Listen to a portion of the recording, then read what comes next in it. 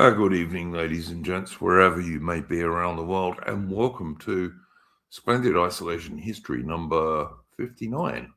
And at Mitch's suggestion, we're going to be talking about the Battle of the Somme today. Yesterday, of course, was the 1st of July. Well, today is the 1st of July if you're in Europe. And that was the day the Battle of the Somme started. It's also the worst day in the entire history of the British Army. Now, this is going to be mostly Mitch's stream. There's a few bits and pieces I want to talk about.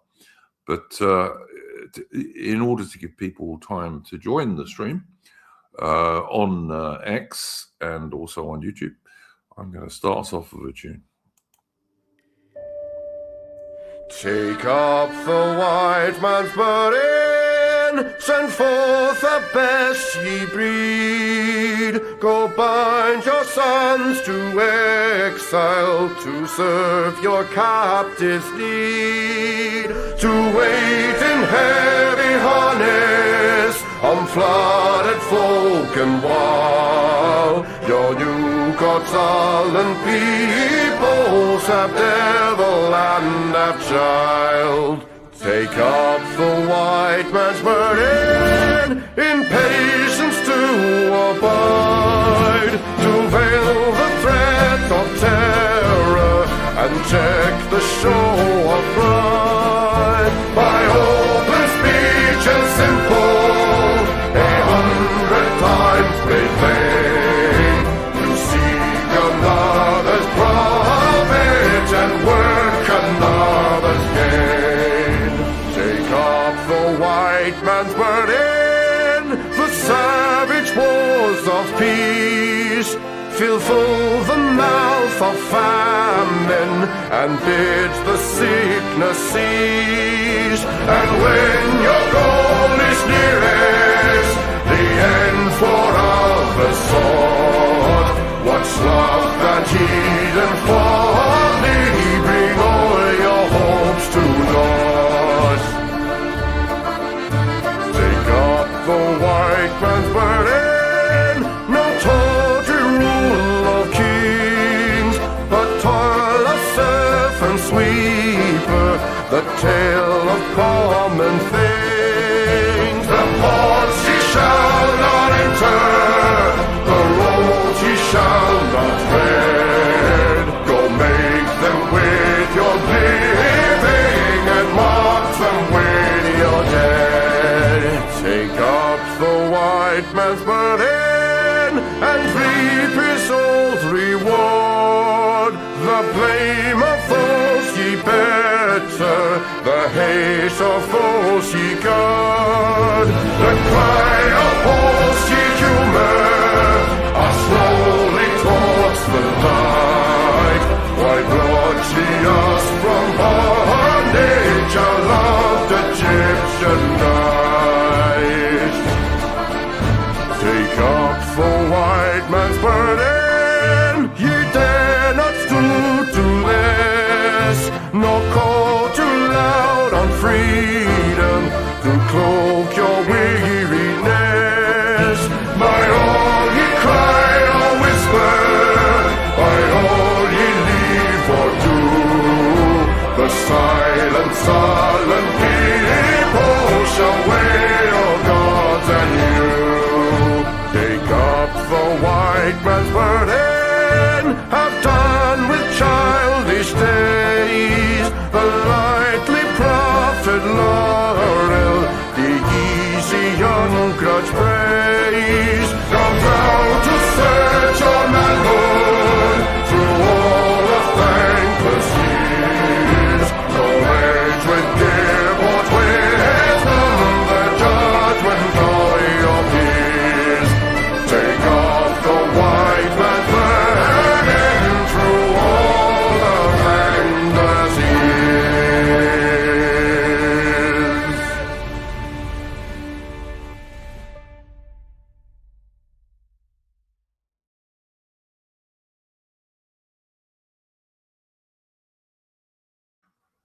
And that was, of course, the excellent Chris Gard. If you like good music, go and check out his YouTube channel, and you can also follow him on X on Twitter, where we are also live at the moment. Can I also just say to people, guys, if you would like to support the channel, you can do so via Subscribestar.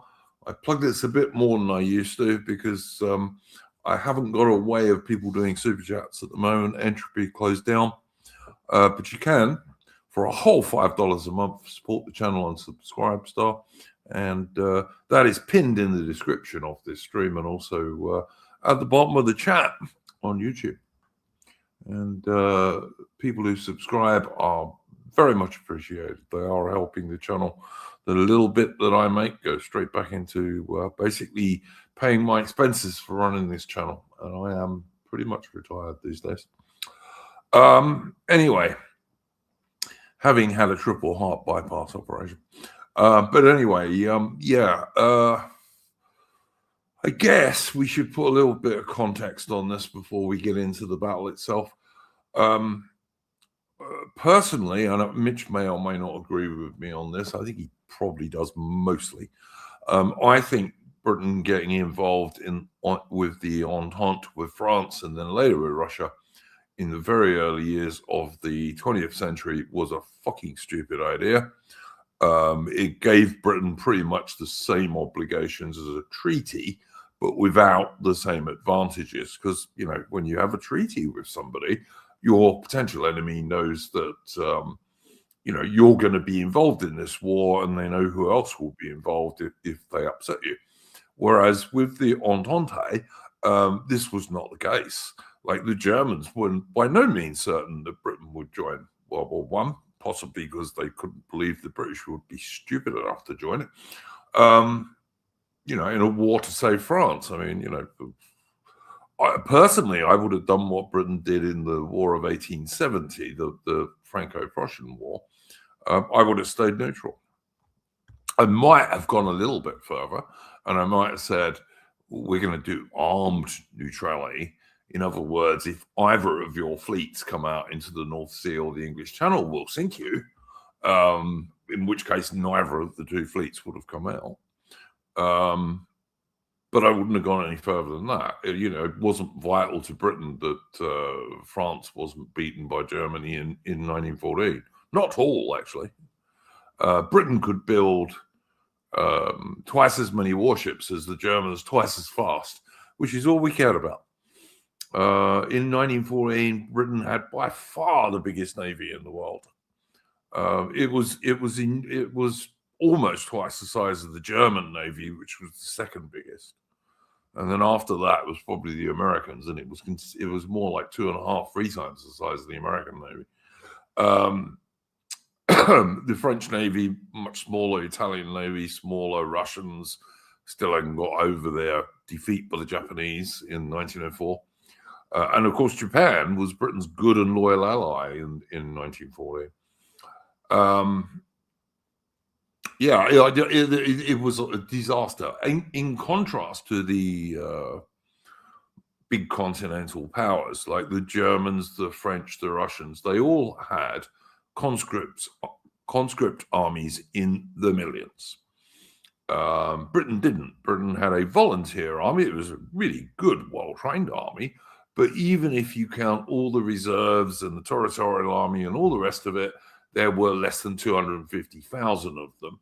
And they were scattered all over the world defending the British Empire, which was the biggest empire the world had ever seen. And the British Army was for defending the British Empire, basically.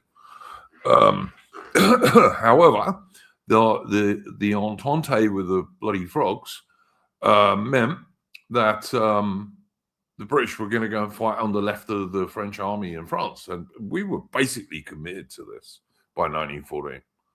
And also the French had withdrawn most of their ships from the Channel and the Bay of Biscay and what have you, because the Royal Navy had pretty much agreed to take over there, although Britain still had quite a few warships, including some quite powerful warships in the Mediterranean. So the British Army goes to France. It was initially only 4 infantry divisions and a large cavalry division. Later on, it rose to 6 infantry divisions and a large cavalry division. They were probably the best soldiers ever to walk the earth, in honesty. They could easily outshoot the Germans, and the Germans were shocked when they came up against them at how deadly they were. Yeah, the Germans, they put in something like they put in their reserve divisions, which, well, they're not as good as the regular divisions, of course. So yes, you just have like they were. I'm not. I think it was a German poet. I can't remember his name. Who wrote something along the lines of like these rosy-cheeked young lads who were marching in line formation, almost like a parade, into Mons, just to get slaughtered by British rifle fire. But it was so rapid. They reckon they thought every man in British Army had a machine gun on him. Yes, they did. Whereas in fact, British infantry battalions only had 2 Vickers machine guns each, which was far less than the German army had. Like not even a quarter of what the German army had. But the British soldiers were extremely well-trained shots. Britain had learnt its lesson in the Anglo-Boer War between 1899 and 1902. And the British Army was probably the best trained infantry, certainly, in the world. And even our cavalry were taught to fight dismounted extremely well and became very good shots. Yeah, now there's an interview with an Irishman from, I think, the late 80s, where he was an old contemptible, and that's probably the best interview you can find to look at how good the British Army was in 1914. Like, not a single man from that army deserted at all. Even no, and the average ordinary soldier could fire 15 aim rounds a minute with his short magazine Lee Enfield, and really good soldiers could fire 30 rounds a minute with it. And there were quite a lot of really good soldiers in the British Army because it was a regular army, and in fact the BEF in 1914 included a lot of reservists. But this brilliant British Army, and it was a really good, well-trained army, probably the best trained army Britain's ever had, to be honest. By the middle of 1915, it was mostly dead or wounded, and it was mostly done by the mincing machine, which was the German artillery. The Germans had many more guns than the British, and they had a lot more heavy guns than the British. And however good your infantry soldiers are, random shells coming over when you're either attacking the enemy or you're in your trenches or whatever, there's no real defense against that. Whether it kills you or not is luck. You can't. It doesn't matter how well trained you are, really. And so, by about 1915, the British regular army was mostly dead or wounded, and also a lot of the territorial army was as well. As from the end of 1914, they started to send territorial army divisions, who were the part-time soldiers in Britain. They started to send those across to France as well. And of course, they were also suffering extremely heavy casualties. Now, how this affects our story is that Kitchener, who was the guy who was the Minister for War, he and a great general in the Victorian era, had recaptured Khartoum, was the commander-in-chief in South Africa for the latter part of the war. He was the guy who was responsible for recruiting all the new soldiers. And in 1914, because Britain in 1914 was an extremely patriotic country, we can't these days imagine how patriotic it was back then. People will sometimes say, the British were never guys to wave their flag around and all the rest of it. Bollocks. They really big time were back then. You can go and look at old film if you want to see it. But in 1914, huge numbers of young men of all social classes joined up, just in fits of enthusiasm. And they joined what became known as Kitchener's New Armies. And Britain's problem in 1914 and 1915 was that we had no one to train these guys, because the British Army had started off very small. Most of it had been fighting in France and got killed or wounded. Who do you have to train these blokes? Well, you have two sources of people to train them. You can either promote people who don't know anything more than the privates they're commanding, and that was quite often done. And some of these guys turned out to be quite good once they got some experience. Or you can go back into history and you can get guys who had been professional soldiers in the British Army, but 25, 30 years ago. I was talking to Mitch about this before we went live, and people will know because I've done streams about this with various people, including Morgoth and Aaron Hook and you name it, and on this channel, about the battles of the Anglo-Zulu War and the Battle of Rorke's Drift. Now, you can find photographs of soldiers who fought at the Battle of Rorke's Drift, which, bear in mind, was at the beginning of 1879. The British Army still wearing red coats and all the rest of it. You can find a lot of photographs of guys who fought at Rorke's Drift in First World War uniform because they'd come back or they volunteered as patriotic guys and been put in charge of training new soldiers.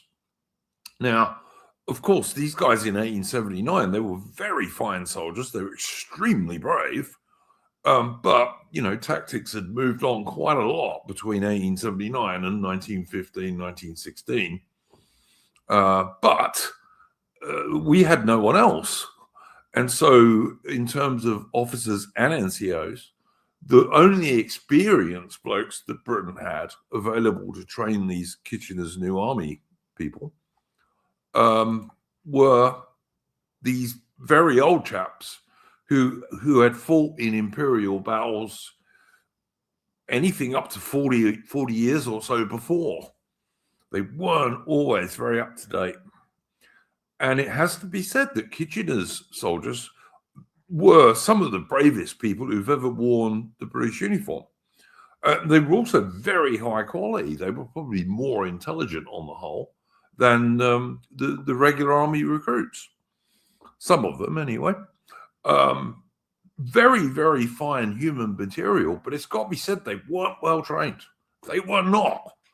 And this is part of the reason, and I'm sure Mitch is going to bring this out when he gives us the whole story. This is part of the reason that why on the 1st of July 1916, which is the worst day in the entire history of the British Army, this is why they advanced at the walk slowly together. They were told to do this. And, if you read anything about the First World War or much about the First World War, you will realize that basically if you're in a trench battle, it's a race. Your soldiers must reach the German trench or the enemy trench. It doesn't matter what side you're on.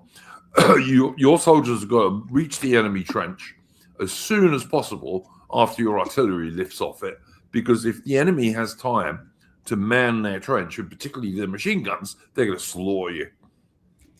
Yeah, and also bear in mind, people don't realize today that the barbed wire in front of a lot of these German trenches, some of it was 40 yards deep. It wasn't like a couple of concertina wires of stuff that you'll see in World War II or something. Some places it was 40 yards deep. Yeah, I know. Because the thing about, let's say, for example, the Germans attacking a French trench, for example, because the French trenches were nowhere near as developed as the German trenches, where you'd have a frontline trench, a support trench behind it, let's say 40 yards back, and then after that, you'd also have like a reserve trench. And you just have communication trenches, so that, for example, when we're artillery bombardment, that happens in later June into the 1st of July before the offensive happens. The Germans are able to just largely hunker down because they're able to know for a variety of reasons where we're going to attack and when. So that's part of the reason why it's such a bloodbath, because the Germans knew where and when we were going to attack, because they did. Can I just answer No Name in the chat? Yes, Colour Sergeant Frank Bourne, was actually teaching people to shoot in Dublin, I believe, during the First World War. That was when he became a lieutenant colonel. He'd already been promoted, and he was a major, I think, before the First World War. But yeah, he was in charge of shooting training, musketry training, as they used to call it. But you can find other Rorschach guys in First World War uniforms. You can find photos of other guys because they were all the Brits had to try and train these guys. And you know, they were obviously better than guys who hadn't been in the army at all, but they weren't up to date. The other thing is the British artillery was much weaker than the German and French artillery, and the French artillery was weaker than the Germans in terms of heavy guns, particularly. And also because the British had never really thought about fighting a mass war in Europe, very sensibly, because we shouldn't have been doing it. The people who made shells and guns and all this, that all had to be hugely rapidly expanded. And the British shells in 1916 particularly had a huge proportion of duds. Like many British shells simply didn't explode. And even though there was a lot of artillery on the Somme by the standards of the British Army, there weren't anywhere near enough, you know, compared to later bombardments and bombardments that the French and the Germans did on each other. It wasn't that big, really.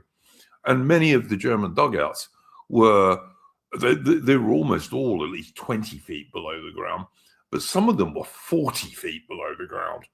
And you would need the most enormous super heavy shell to do any damage to that, you know. And you could fire thousands of 18-pounder field gun shells at it, and it's not doing fuck all to it. You know, you're safe as houses in that. Sorry, Mitch. Also, you've got some illustrations here, Mitch. I'll put them up so you can go through them as you wish to. There you go. Yeah. So this is like the Western Front, along from 1914 to 1915. Like you have Belgium, which is largely occupied except the Ypres salient, which saw a lot of fighting throughout like later end of 1914 into like well into 1915, and you have a number of offensives and battles around Ypres, and that's where Haig originally wanted to attack around this area because it's nearer logistically for us, and a whole host of reasons why we ought to attack in Ypres because it was a lot better stuff. However, we instead choose for the Somme around here because that's where our lines meet with the French. And you see here, and you see over here at Verdun, you've got the battle raging from throughout most of 1916, and it was just a massive bloodbath. Worth saying, Mitch, that the original plan in 1915 was the Brits and the French, and it was actually going to be mainly a French battle. We're going to attack on the Somme, which was a pretty quiet sector at that time. And then there was supposed to be the massive Russian Brusilov offensive. I think Brusilov's the right name, Mitch. Yeah. And also the Italians were going to attack in the Alps at the same time. But then, of course, all of this plan is fucked because Falkenhayn and the Germans decide they're going to attack the French at Verdun. And most of the French forces who were going to attack on the Somme had to go to Verdun and get killed there, while holding off the Germans just about. Yeah, because the thing was you had Philippe Pétain, like he does the rotation, and you know the whole thing was so that's what screws over us being able to have French support. I think like the French do attack some areas, but they have some success, whereas other areas not so much for us. Yeah, the French attack on the right of the British Army on the 1st of July, and they do much better than the British do. Although it's got to be said, the British troops closest to the French also did pretty well, and that's because the German defenses in that area weren't very strong. Whereas over most of the front, they were very strong. Yeah, and a lot of the areas where the French did attack, they were having to resort to using Senegalese troops, like these tirailleurs from the colonies, because most of like their homeland troops, or the troops from France itself, had to be fighting in Verdun, in and out, being rotated by Pétain, and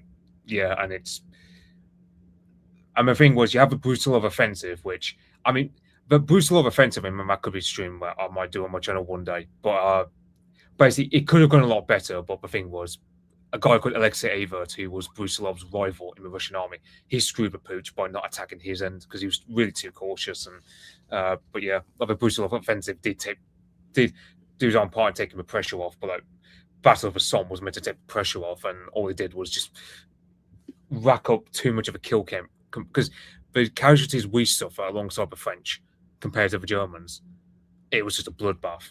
And even the Germans were complaining about how, like, even Ludendorff, by the end of the Battle of the Somme, he was complaining about how the moral quality of the German army had been shaken to the core by the Battle of the Somme, because eventually, Mitch, it goes on for months. You know, it doesn't close. It starts on the 1st of July, but it doesn't close until November. Someone was saying in the chat that the first use of tanks was on the Somme. This is true, but they were September, I think it was. Yeah, not on the first, not in July. They was much later on, but they were also used in penny packets. You know, 2 or 3 tanks, so there weren't enough of them, and they were extremely unreliable, and they had very little effect on the fighting on the Somme, to be honest with you. Yeah, because the thing was, they were Mark 1s, so they were very, very much like the first model of tank. Secondly, you know, because they're a new thing, it wasn't until the Battle of Cambrai, and even then, yeah, you really have to go to the 100 Days Offensive for the effective use of tanks, because I know there's a lot of people that will say that the Battle of the Somme taught us a lot of valuable lessons, but it's also a matter of how much blood had to be spilled to teach us those lessons. Like, you know, Rawlinson, for example, was telling Haig we ought to do just the small bite and hold tactics, which the Canadian Corps was known for under Arthur Currie, but that's much later on in the war. And Haig thought he could do a general breakthrough, which, I mean, people will say that's a reference. Like, people will say Haig's a butcher for that, but I'm thinking, I wonder how much Haig had his hands tied because of French pressuring him, but also you've got the fact that most of the troops on the ground were inexperienced, and you can't really expect sophisticated tactics from men who are not. You can't, Mitch. But do you know what? It doesn't take you to be brain of Britain, and to be fair, some units did do this, by the way. Like, you know, an experienced unit would get out of their trench before the bombardment stopped on their side of no man's land, right? And they would get through their own barbed wire. You know, you had to have gaps in your own wire. They would go through that and lie down on that side until H hour approached and you did your attack, which meant you didn't have to climb the ladders out of your trench and then work your way through your own defensive barbed wire in order to start your advance. And then also, again, a few units did do this. I'm not saying everyone was an idiot, but only a few units did this. Some guys, some commanding officers did tell their men that when the whistle goes, you fucking run, because they knew they were in a race. From the time the British artillery left the German trench, they were in a race to whether they could get to the lip of that German trench before the Germans manned it. And if you lost that race, you died, basically. And obviously, if you're going to stroll across kicking footballs and all this other bullshit that people did, the German machine gunners are going to man their machine guns, the riflemen are going to take aim, and you're all going to die. And that's what happened to most of the British army. The British lost 50,000 odd casualties in one day, and almost 20,000 of them were dead. If you did that today, that would be like a third of the British army being dead and 3/4 of it being a casualty in one day. That's how small the British army is today, by the way. It would be 3/4 of the army would be casualties, and about a third of it, getting on for a third of it, would be dead. Yeah, and as you can see, like the Germans have a high ground because you see, like, you take, like, for example, along the main river ways here, like you have the Somme. We control the lower ground, and the Germans control the high ground, especially on Albert along the Alanka River. So the Germans also have a height advantage over us when we launch the attack as well. That's one thing you got to factor as well. So when you have those units being told, okay, you can just go at things almost like a cavalry charge at a trot. It's also there were idiot officers who thought that the artillery bombardment would be so huge that all the British infantry would have to do would be to walk in and occupy the trenches, and the Germans would all be dead from the artillery. And of course, very few of them were dead from the artillery, and in many places the wire wasn't even cut. Yeah, a lot of the shells were shrapnel, I believe, and they weren't sufficient to get rid of a barbed wire. And also 30% of the shells we fired were duds. Yep. So as I said, they'd expanded the British ammunition industry. It had a lot of unskilled and semi-skilled new people in it, and huge numbers of the British shells didn't explode. This is one reason that to this very day, the farmers on the Somme still get more unexploded shells than anywhere else along the old First World War battlefields. It was because so many of the British shells didn't explode. Yeah, and our Lothar Sheffield mentioned the Hawthorne Redoubt mine being blown up, and that's what this photo's of. Like it got blown up like 10 minutes ahead of schedule, so the Germans were alerted, and in that particular sector, the timing was out. Also, it's worth pointing out, I think, and I know Aaron Hook will appreciate me saying this, before the battle, two soldiers who I'm almost certain were Irish. I haven't been totally able to confirm it, but I'm 99% sure they were, deserted to the Germans and told them all they knew about the British plans, because they supported the Republicans in Dublin. Yeah, because I thought, because I know, like, we didn't really have conscription. I think we barely had conscription at the time of Somme, and we couldn't apply to Ireland because it was a powder keg. And also, there was no subscription in Britain until the following year, Mitch, in 1917. I think it was 1916 we had conscription, but if it came in at all in 16, it would have been right at the end. So none of those guys would have actually been in France yet. Yeah, and the thing was, a lot of the guys who partook in the Somme were Powell's battalions. So when you see they were mostly volunteers, and you had loads of these Powell's battalions, which were they might be from a town or a mining village, or they might all work at the same factory. The Accrington Powells are very famous. There's loads. And also, there was a Bermondsey Powells. I was born in Bermondsey, and Bermondsey is like a South London, Dockland and warehouse area, and they had a Powells unit. And of course, the bad thing about that is if your Powells unit goes into action and gets heavy casualties, you had whole communities who lost most of their blokes, basically. Yeah, I know, like, my local town, for example, has a war memorial, and there's a couple of men on that memorial with my family name who were in the Powell's battalion. And I know one guy to mention for this battle was let's see if I can, you got Second Lieutenant J.R. Tolkien there. He was, because he didn't immediately sign up at the start of the war, but he was, because he was studying at Oxford in Germanic languages and such, and it was only in early 1916 that he joined up with the army. He got promoted very shortly to second lieutenant. He was stationed barracks nearby Rugeley, which, if anyone's ever been to there's a heritage trail in Cannock Chase, which that barracks you can find it in nearby Rugeley area in Cannock Chase, and a number of things. For example, Cannock Chase is what they reckon influenced Mirkwood for The Hobbit. You've also got because there was a famous book, Fall of Gondolin, which Tolkien had inspiration for it while he was in Cannock Chase, but also when he was recovering later on, because he suffered trench foot during the Battle of the Somme towards the latter phase of it. In like, I think it was late August. He got trench fever as well, Mitch, which is a lice-borne disease. But lice were almost inseparable from the trenches, no matter how clean you tried to be.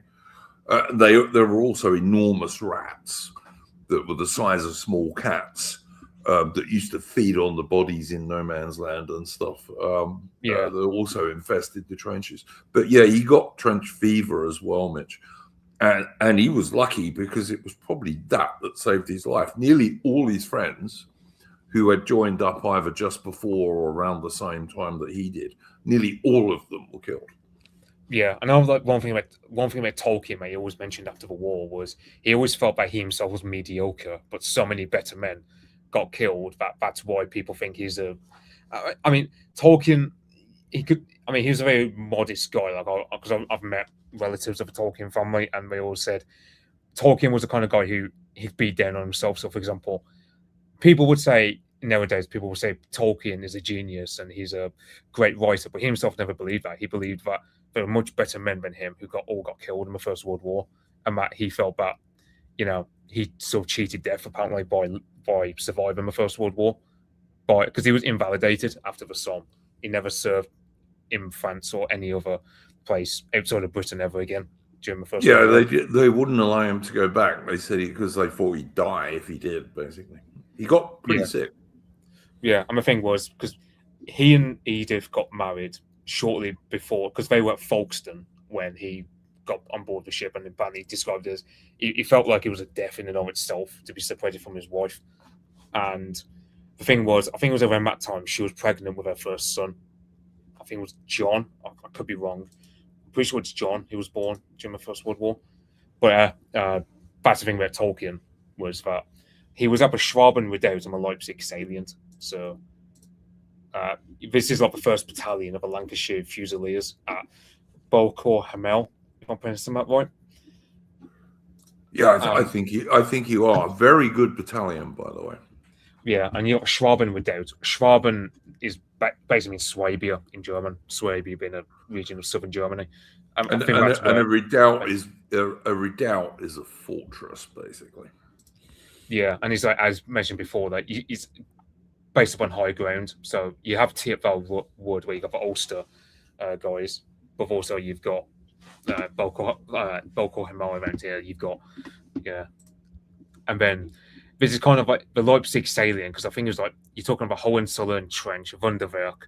Werk translates as work, but Werk in German means defensive fortification. It's like Southwark, nearby London. The Walk part, W-A-R-K, it comes from the word work, which back in Old English meant defensive line. So that's kind of how. So yeah, you see this salient, almost like a small salient around here, nearby the Thiepval Road, and this is where Tolkien would have been fighting up until and the Germans, like they didn't just have like earth trenches with a few sandbags.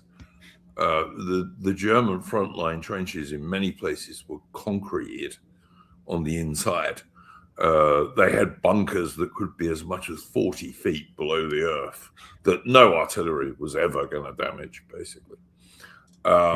These are the they had machine gun posts that were set up to provide crossfire. It was the Germans knew what they were doing in terms of defensive warfare. They were damn good at it. Yeah, because the thing about this part of the First World War is kind of like the worst of all worlds, where aerial reconnaissance was very much in its infancy stages. So you do get photos like this, but it's not like what you get in 1918 with 100 Days Offensive. So a lot of communication is having to happen a lot of the times by carrier pigeon, but also by messengers, because telephone wires often got cut by the artillery, especially by the Germans. Very, very, very common that artillery lines would be cut. And of course, the other problem in World War One is that if you're a general, I mean, even really, if you're a lieutenant colonel in charge of a battalion, but certainly if you're a brigadier or a general of some description, once your men leave your trenches and go forward into no man's land, you have no way of controlling them. There's no radios, obviously, in the First World War.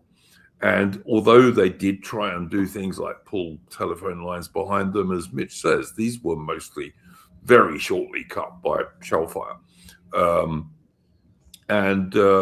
They tried other things, like, as Mitch said, carrier pigeons were quite often used. I know some guys on the Somme had shiny aluminium tags put on the back of their collars, so that people in the air would be able to say, "Oh, they're British troops," because you can see the flashes. This kind of rubbish didn't work too well, to be honest. So basically, when your men left the trenches, you lost control of them. Yeah, they would have used flags and standards.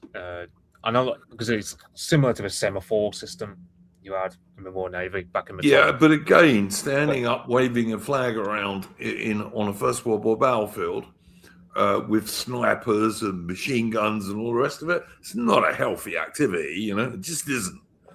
Yeah, and it's I know because you can see you got loads of like shell craters all over, but the trench system is very intact, and it's all. Now, for example, I believe you got the communication trenches, which these would be the trench. So, for example, if you're the Germans on the front line here, and you've got, and also I think this is like the village of Thiepval, if I'm not mistaken, or either that it would be Fleur-Courcelette, which later becomes a battle anyway, because that's the way the Germans did it. It's also worth pointing out, Mitch, that all that shell fire you can see, in between the trenches, that's all shells that have missed, that have fallen short or gone over, because they're aiming at the trenches. They're not aiming at the ground in between them, Yeah, and that's the thing. Like, the Germans also had made a habit of fortifying villages. So as well, so you have, let's say, you might have, let's say, open ground on the right flank, but on your left flank you might have a village, but then on your right flank you might have some ground, like mainly like a farm field between you and the next nearby village. But as I said, you still have all these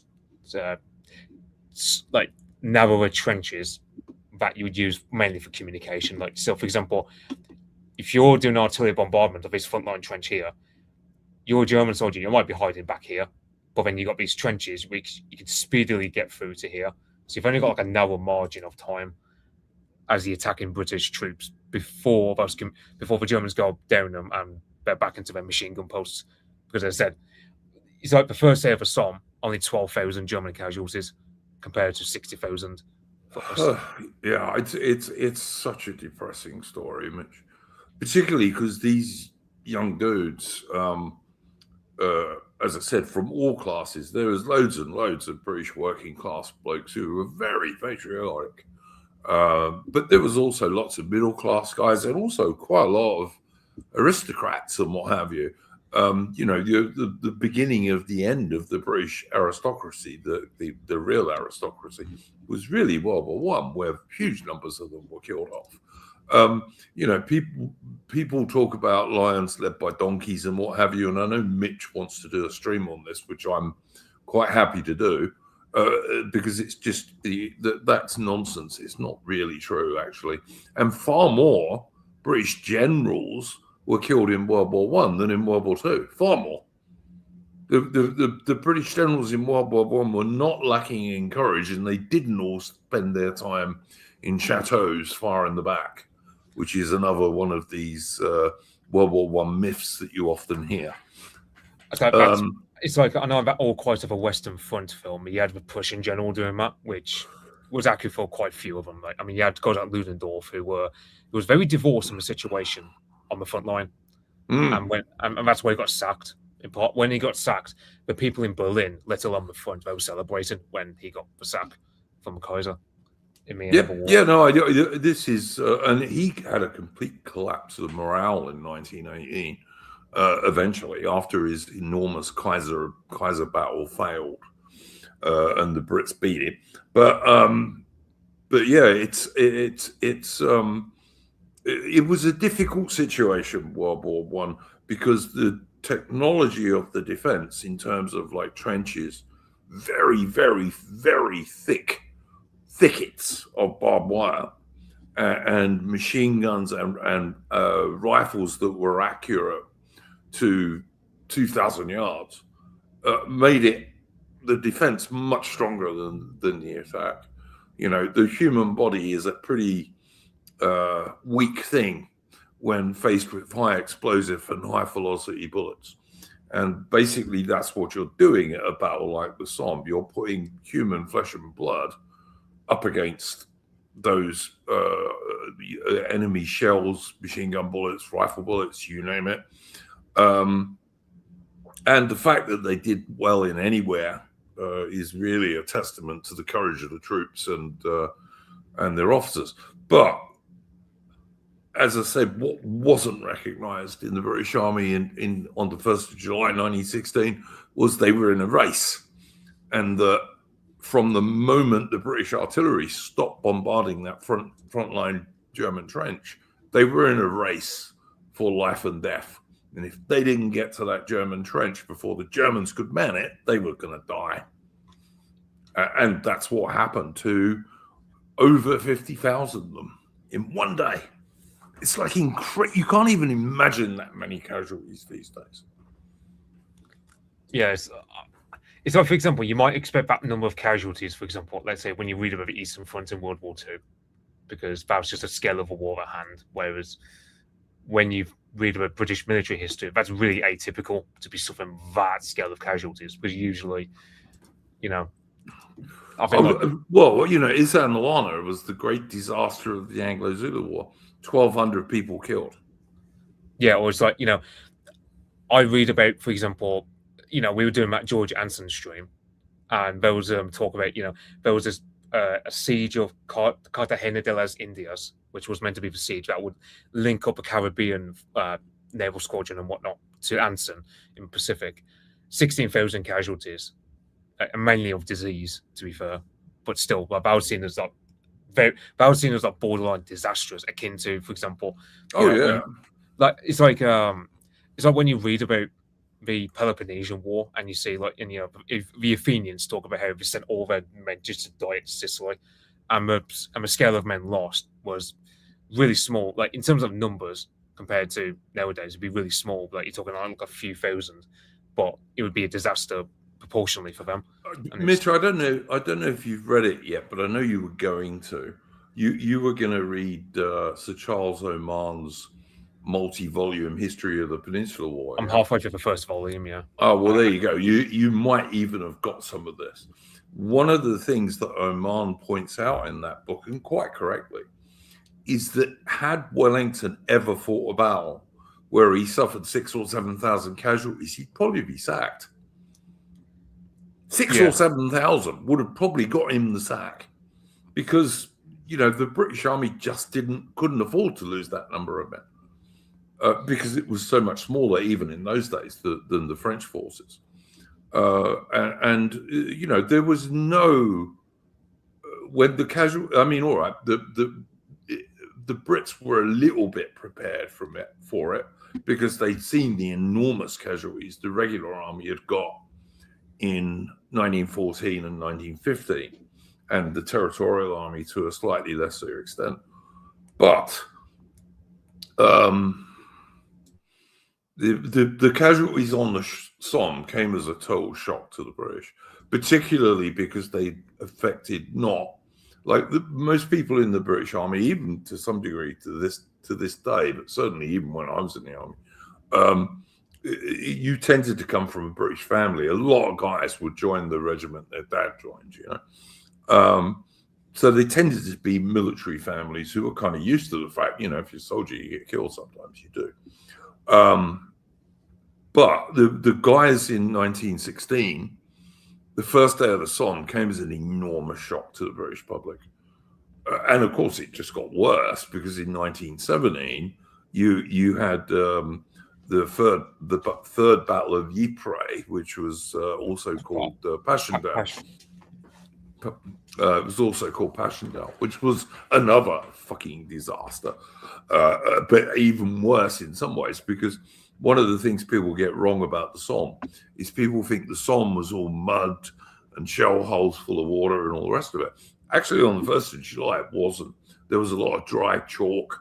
The ground actually wasn't that badly damaged because it had been a quiet sector. And it was quite dry and sunny. People talk about the skylarks singing when you got a gap in the artillery fire. But yeah, it was a fucking disaster. And to my mind, the main reason for it was that Kitchener's armies weren't properly trained. And the reason for that was Britain never had enough experienced officers and NCOs to train this huge army. We just didn't have enough. Yeah, I know. I mean, so for example, I'm going to do a stream on Friday night about Battle of Gettysburg, and that's seen as like extremely bloody by American standards. And I think like the combined deaths from my battle was like 5,000 to 6,000 on the days itself, let alone, let's say, people who died of like their wounds afterwards. Well, Mitch, I know you know a lot more about the American Civil War than I do. I think I'm right in saying that the worst battle was at Antietam. A single day, yeah, and you're talking like something like 24,000 combined casualties. But that's on both sides, isn't it? Yeah, combined between both sides, yeah. Right. So again, like Britain had more dead than that. We had nearly getting on for 60,000 casualties, but that's wounded as well as dead.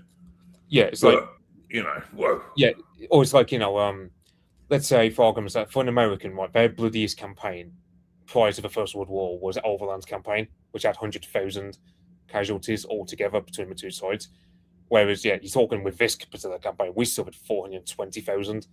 Meanwhile, the Germans probably suffered around 250,000. But the Germans were still spooked by the scale of the casualties they themselves suffered. And like they were and there were quotes, like if you go on the National Army, like it's been many moons since I visited, but there was a National Army Museum over in London I visited, but this was like, I don't remember it because I don't have any memories on my phone because this was the days before I've been there so many times, Mitch. The one in Chelsea, yeah? Yeah, but this was the days before I even had a smartphone. Like this was like when I was like 13, 14. So I can barely remember it nowadays because I don't have any photos of it. But like there were quotes on the wall where it'd be like this German army officer saying, sure, in terms of the numbers, we could replace them, but the spiritual worth of the soldiers lost, we could never regain. And that's a German saying it, let alone. Look! One of the things I'm sure we're going to bring out, and you're going to bring out, Mitch, on this stream, is when people think about the Somme, they mainly think about the first day, which was an unmitigated disaster from the British point of view, really.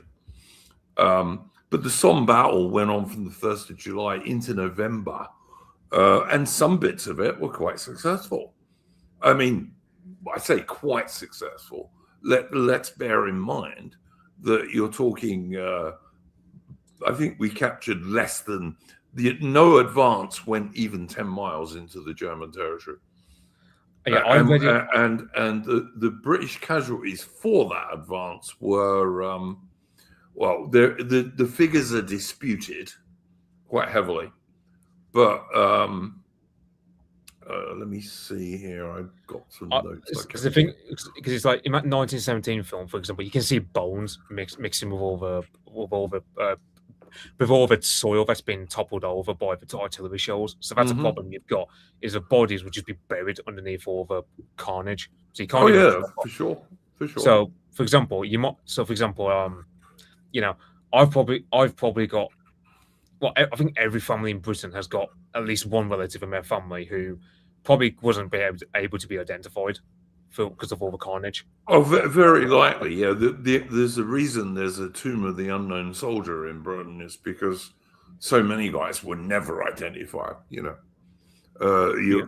can see in any Commonwealth war grave cemetery, you'll see a little cross, and it will say a soldier known only unto God or something like that. Yeah, it's like, for example, dog tags only became a thing because back in the American Civil War, you'd have guys with a head blown out by artillery, by the shrapnel, and it would just and you couldn't recognize them because people didn't have tattoos or anything like that to recognize them. So that's why I had to bring in dog tags. But let's say you get the whole Battle of the Somme cost the British way over 350,000 casualties. That's not everyone dead. Not everyone's dead. Like probably you're talking 2.5 to 3 wounded for every killed, right? It cost Canada over 24,000, Australia 23,000, New Zealand over 7,000, South Africa over 3,000, and Newfoundland. And Newfoundland was the only Commonwealth guys who attacked on the 1st of July. And the Newfoundland Regiment, the famous Blue Puttees, those guys were practically wiped out, and they lost over 2,000 casualties. Yeah, I think it was something like 90% casualties the Newfoundland Regiment suffered for Somme. It was something like they were just devastated. They were the only Commonwealth guys who attacked on the 1st of July. And they were extremely brave, but like the rest of most of the rest of the army, not experienced and not particularly well trained because there was no one to train them. Overall, the Battle of the Somme cost the British and Commonwealth forces way over something like 420,000 casualties. And in addition to that, the French lost about another 200,000. Yeah, and you got to bear in mind the Battle of Verdun was raging as well. And that took something like, I think, the French suffered something like 1.5 million casualties altogether from the First World War. Mm. But Verdun is probably the single biggest battle that causes the most casualties, alongside the Somme going on at the same time. And as for Woodpit asking about the dog tags, at best points in the war, we were having like it was like an aluminium tag. It was a single. It's not like when you think of dog tags where it's like 2 pieces of metal. It might say one you detach for later identification, one you leave with a corpse. Oftentimes, it's that you take off a tag from a guy's neck, and well, you'd have, and that was why so many bodies were just unidentifiable in the chaos. I don't know which ones the British were using in the First World War.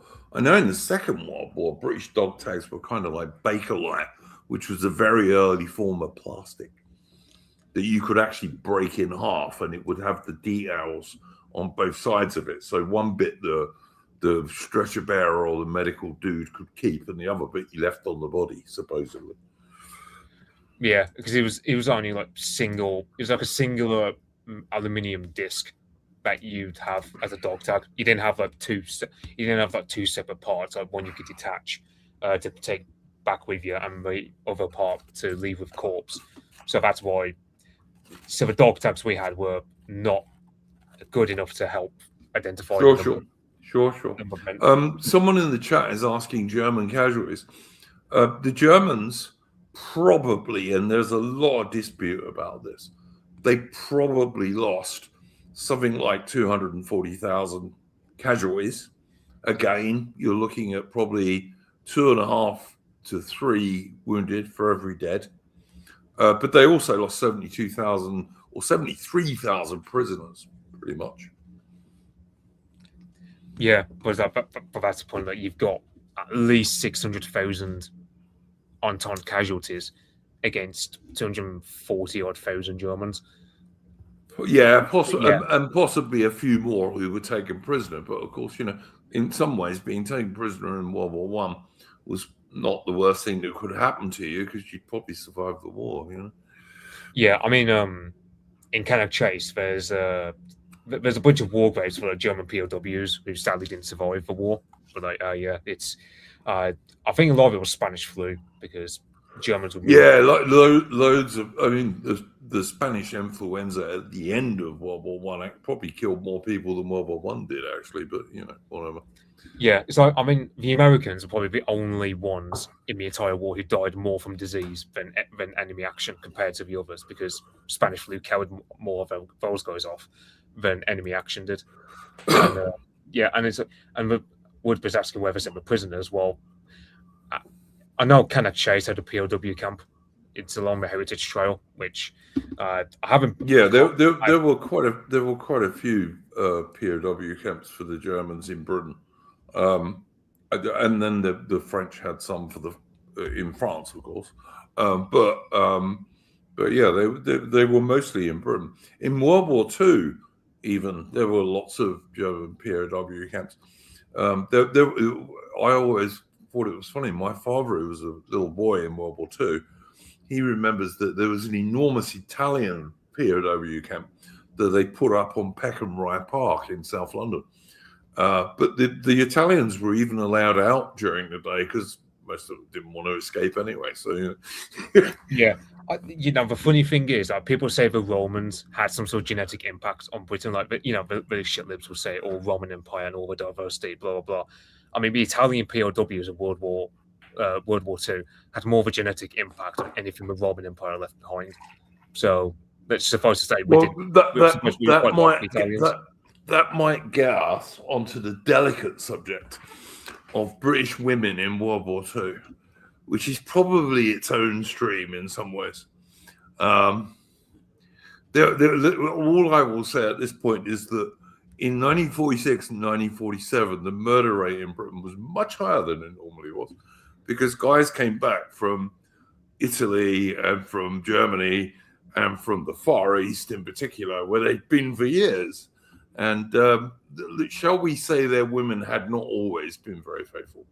And if you didn't want to be faithful in Britain in World War II, it was very easy not to be, because there were an awful lot of foreign troops in Britain, many of whom weren't doing very much for much of the war.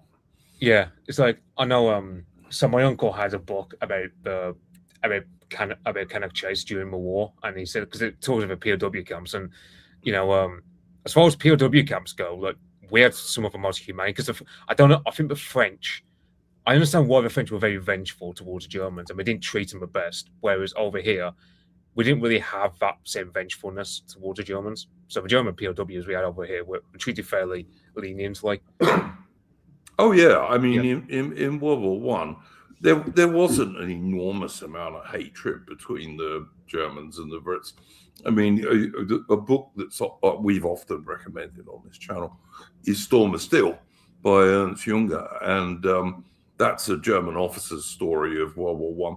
And he fights the Brits quite a lot, but he doesn't have anything much bad to say about the Brits. In fact, most of the time, he's quite complimentary. Yeah, I know, because one unit that goes, if I mentioned, is the 51st Highlanders, and they perform pretty well around the Tiat Val area. And I know Ernst Junger, he often mentions the Highlanders. Like, he mentions these like 6 foot tall minimum, because I know they're part of Scotland where all the men are at least 6 foot tall. That you won't find a man who's shorter than 6 foot in certain glens of the Highlands in Scotland. And Ernst Junger would just talk about these guys who you can tell, because they were crofters back then, whereas by the time of the Second World War, it gets a bit iffy with the Highlanders, because World War One kind of disrupted some things. I know one statistic I saw that amazed me about the First World War was, so before the war, there were something like 800,000 people in Scotland who spoke Scots Gaelic natively. Whereas after the First World War, because so many Highlanders got killed, it was something like, of the original 800,000 Scots Gaelic speakers, only 500,000 were left. And a lot of the women who were widowed or couldn't find any Highlander men to have children with, they had to marry Lowlander men. So the Scots Gaelic language got massively sped up in decline because all the Highlanders that got killed. Well, listen, I can believe that, Mitch, but I'm certainly not going to argue with you on anything about languages. Can I just say, Frankie HRR says Eric Clapton's father was a Canadian soldier and he never met him. I guess that would be because of the war. Another bloke who's quite famous is one of Pink Floyd's guys. His father was killed at Anzio when some German Tiger tanks managed to break into the Anzio bridgehead, which was part British and part American. They even did a song, I think, called When the Tigers Break Free or something like that. Roger Waters, thank you, Lofa Sheffield. But I don't want to get distracted because we've got a big enough subject for this evening, because the Somme was a long, big battle, and I'm sure Mitch is going to have lots of juicy details for us. Yeah, I mean, because the thing was about the Somme offensive, like there's so many sectors, and and I've been largely more consuming the podcast side of things rather than reading books about it, because I've been reading books about other stuff. But I've like, so I'll see what. I will, while you're finding this, Mitch, I'll say to people, if you want a fictional account of the first day of the Somme, you've got to read Covenant with Death by Harris, I think it is. I think it's Harris. Loafer Sheffield in the chat will know. Covenant with Death is his best book, and it's a really good historical novel about one of these Kitchener battalions. John Harris, thank you, Loafer Sheffield. It's a really good historical novel about one of these Kitchener battalions and about their formation, their training, and then they go into action on the first day of the Somme. And all I can say is, if you understand what a Greek tragedy is, it's that, basically. But really well written. Yeah, so this is one division that advances a 103rd Tyneside Irish Division, who advance at La Boisselle. I'm trying to think where the La Boisselle is on the map. La Boisselle. Here. That's where the 103rd Tyneside Irish. And Pozières, you do have Anzacs deployed around there, because we were meant to take it pretty much almost like in the first week or so of a battle, but basically got held up. So it took months to take it, and the Anzacs suffered grievously in terms of casualties taking the damn place, which is, and as you see, like, you got the second line of German trenches here, because I think it's like after the Somme, for example, this is where the Germans start having plans for Hindenburg Line, which eventually we break, but you don't get to. But that's, as mentioned in the 100 Days. Mitch, do you have anything about Delville Wood in your various photos and what have you, and maps? Yeah. Delville Wood was the South Africans. There was a South African brigade on the Western Front, which included a regiment from Rhodesia, by the way, a battalion from Rhodesia.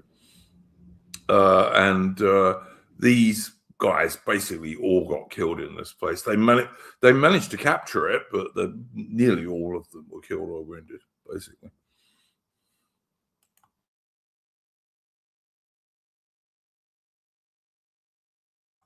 And I think I'm right in saying afterwards the South African government actually bought a small plot of the land there from the French, and that's where their cemetery is.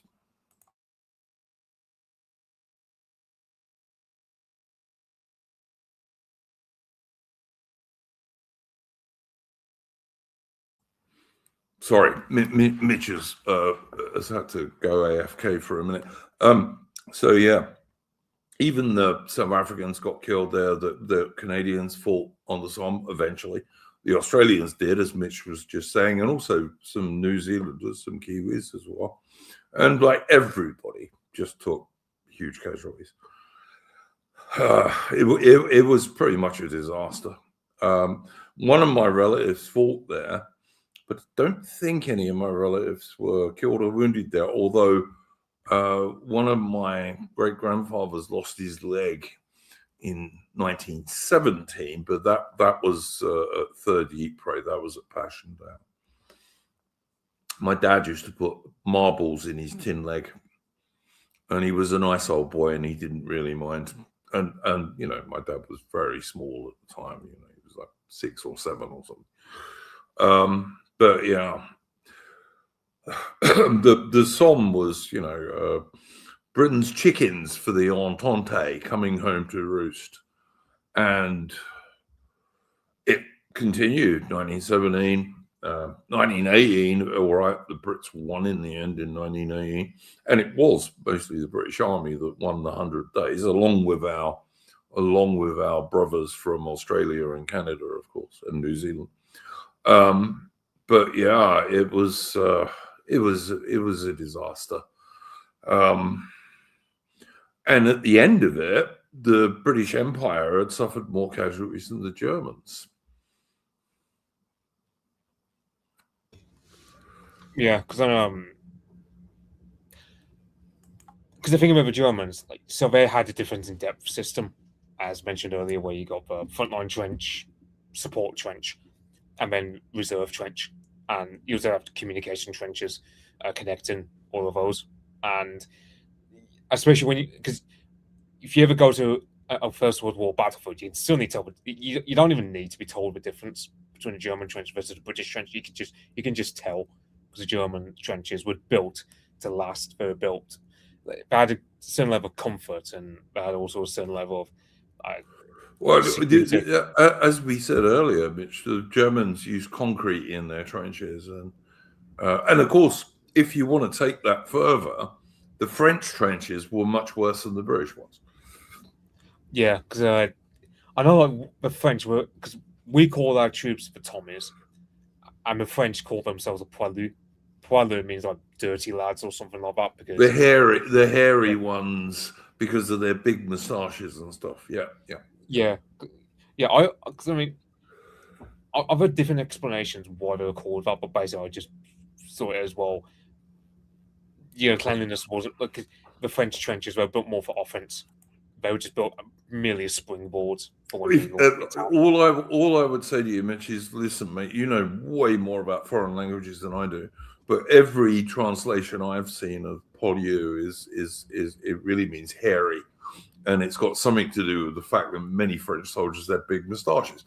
Although, if you look at British Army pictures from the First World War, you'll find a lot of British soldiers had moustaches as well, particularly the regulars. Very often the regulars had moustaches. Yeah, like moustaches were very popular back then. It's like I know like Mustache Man.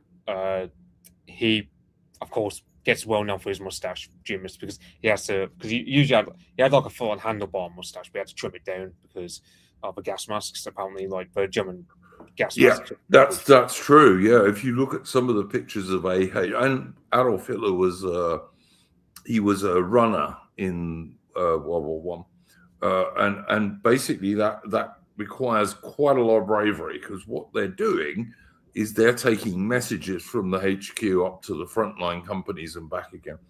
It was a pretty dangerous job, let me say.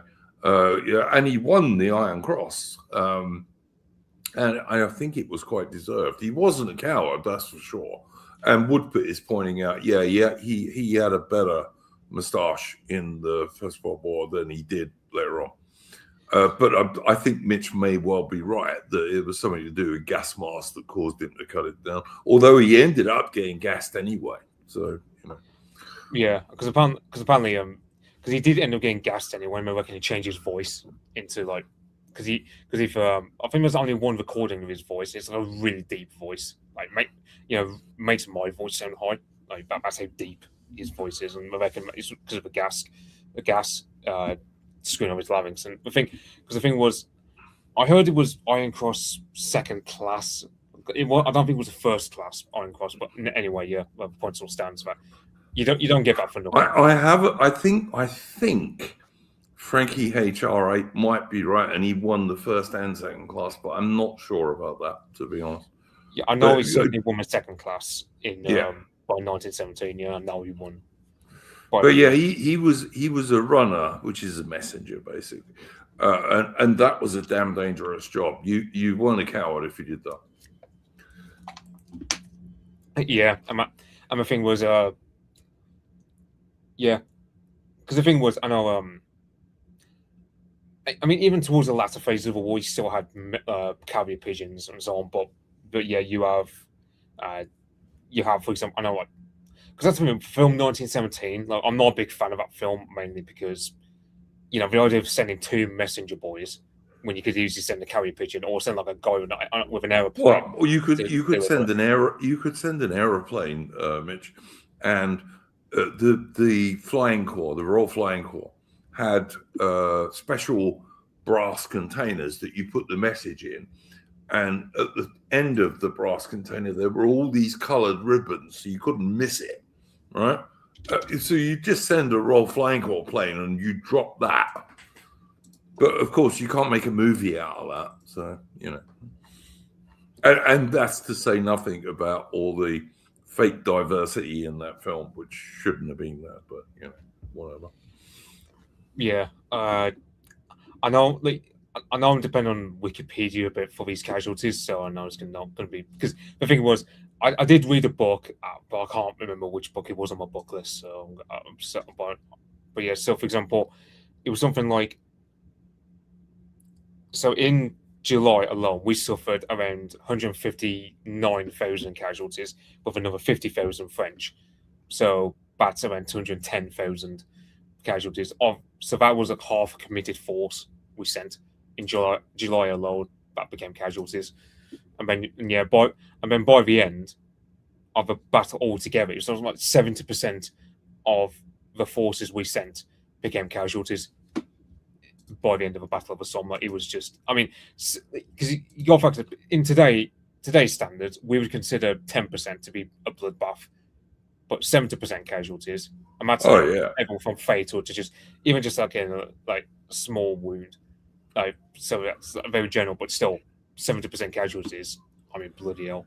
Well, look. Let's compare with the Falklands War, which was the last real British war, as opposed to wars we were doing to help America or Israel. Adam Cooper is saying, careful, there's too much talk of the war pain and might raise some eyebrows. Mate, you should watch this channel a bit more. You won't worry. The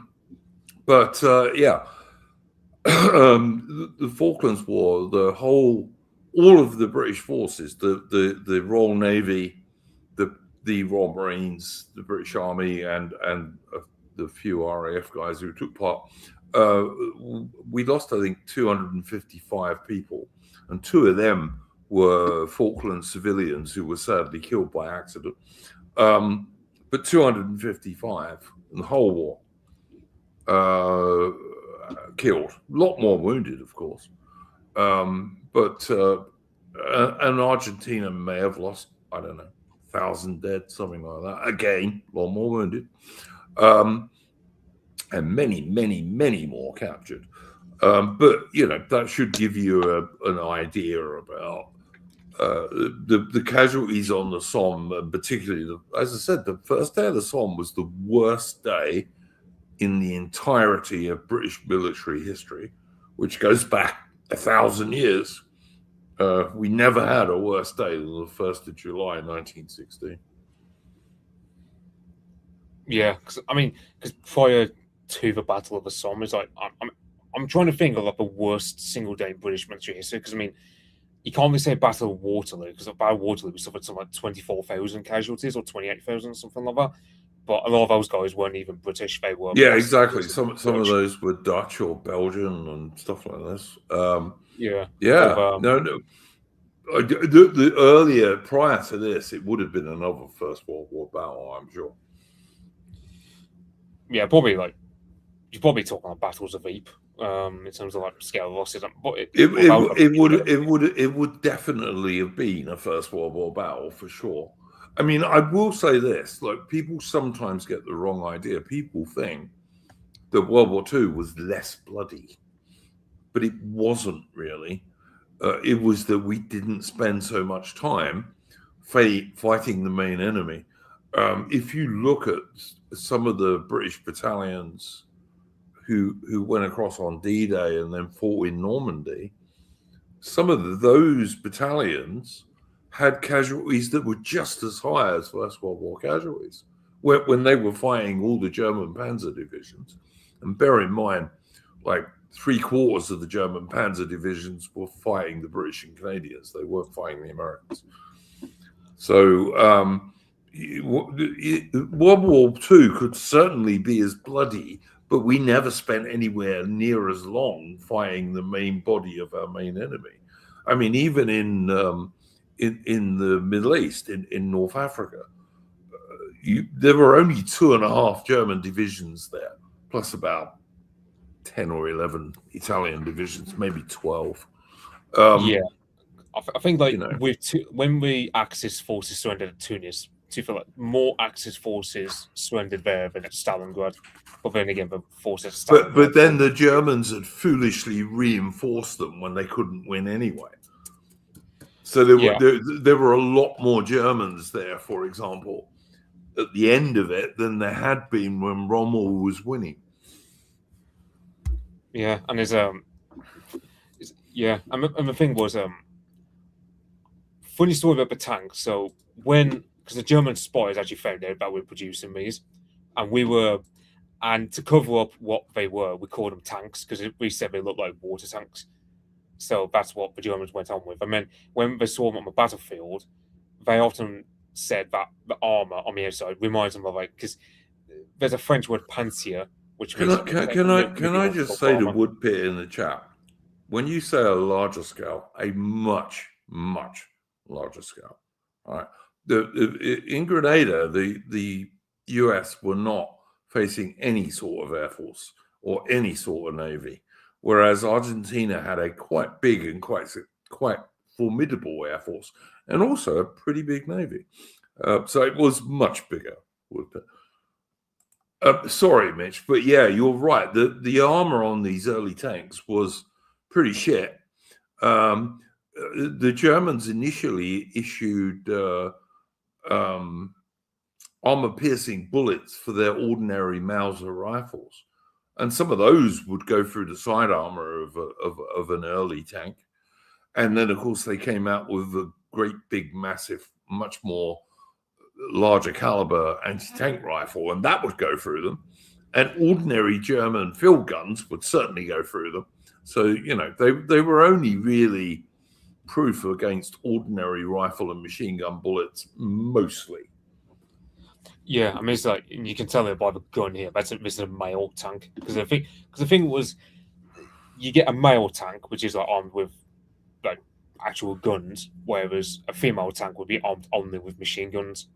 So you have, let's say, a female tank which would only be used for dealing with infantry, while the male tanks, Mitch, were armed with two ex-naval 6-pounder guns, one on each sponson on each side. You can see there.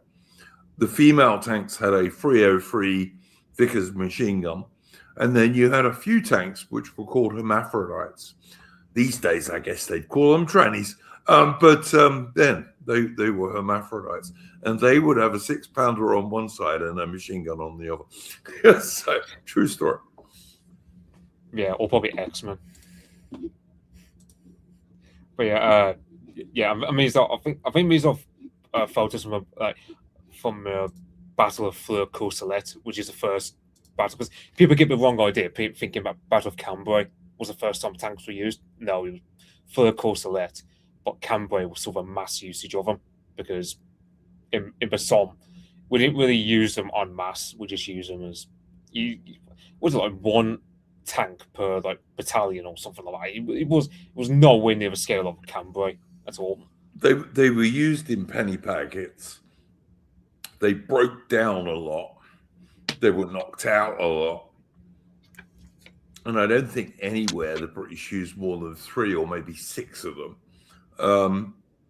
And they just weren't effective. They made no difference, really. Yeah, I know, like, still in the days of 100 Days offensive, for example, you'd have situations, for example, where the tanks, so many of them would break down. So you'd have, let's say, because of the momentum of the attack needed to be sustained, you'd have our supply tanks. But of course, at this stage of a war, the tanks were a very new thing. And, the closest thing you had to sort of tanks being an idea prior to the First World War, you're going back to the days of Leonardo da Vinci. But, and the thing was, about these tanks, they broke down a lot. That's just the nature of the ground, because you got to factor, as mentioned earlier, we were going up a high ground. So we're doing these German trenches built in for depth, defense in depth, and they're going to break down, especially when we're trying to ascend like these heights, these ridges, and these hills. So it's just really one of those things where the technology is just really awkward for any sort of offensive activity compared to the defensive. And you have. I mean, it's similar. It's funny how the more things change, the more they stay the same because you see the birdcage on top, which they've got similar things going on in Ukraine with the drones, and these are meant to try and ward off artillery shells hitting from overhead, and it's just funny. The more things change, the more they stay the same. Mitch, they're more for grenades actually. Oh, I thought they were for artillery shells. No. In these First World War tanks, they're more for grenades. Because I'm trying to think. Because I'm trying to think, there wouldn't be any hatches on the back, would there? But then again, I suppose the armor's really thin. So No. The hatches, the main hatches on these tanks are on the side behind the sponsons. There's a big door here somewhere, like that bit. If you can see where my thing is going, those cages were more to stop grenades than anything, because tanks, even in World War II, in fact, didn't have much armor on the top. This is one reason why they're vulnerable to drones, because even today they don't have that much top armor. Yeah, and just as like a small geography kind of like something. This is kind of like where the Somme, like, for example, I know Amiens. I mentioned it before in my 100 Days Offensive, but this is like a massive resort, logistics center. You also got Abbeville, which is nearby the channel. I mean, you got all these tributary rivers, which you got, for example, Ancre River, which this becomes a theatre of fighting. I've already mentioned that, Schwab and Widows.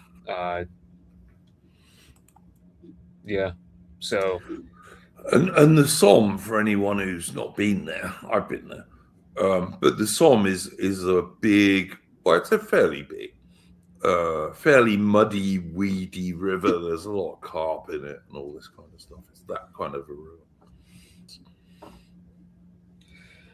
Yeah, I'm just trying, because I know, like, because a lot of the places I was looking up, like in terms of maps for this, are battlefields that later become prevalent in future battles, especially 1917, 1918, because it's literally just fighting over the same ground for years.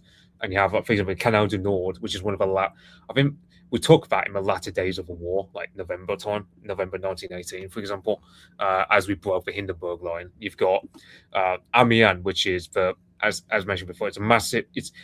We need it because it's a railway head center, and Ludendorff planned to take this place, but he failed because, in part, the German soldiers, by that point in the war, even in 1916, at the time of the Somme, they were starting to get morale problems because they were having to they couldn't import anything because of the blockade. They had to kill off all their pigs to make bacon for the soldiers, because basically when Falkenhayn... Well, they turned, Mitch, they turned Denmark, which was neutral in World War I, into an enormous pig farm for the German army, basically. Yeah, and even then it wasn't enough, because the thing was, the Germans have a bright idea of slaughtering all their pigs to make bacon for the troops, which in the short term, it raises morale. But then that means when you get into the 1917, because the thing was, we couldn't import fertilizer from outside, from America. So they usually did fertilizer with pig shit. But the problem was all the pigs are dead, so you haven't got any actual pig shit to use as fertilizer. So the German harvest fails in 1917 into 1918, and that's when Ernst Jünger, for example, complains about how they're forced to eat turnip soup for months and months. That's right. It was called the turnip winter, I think, in Germany. Yeah, it was.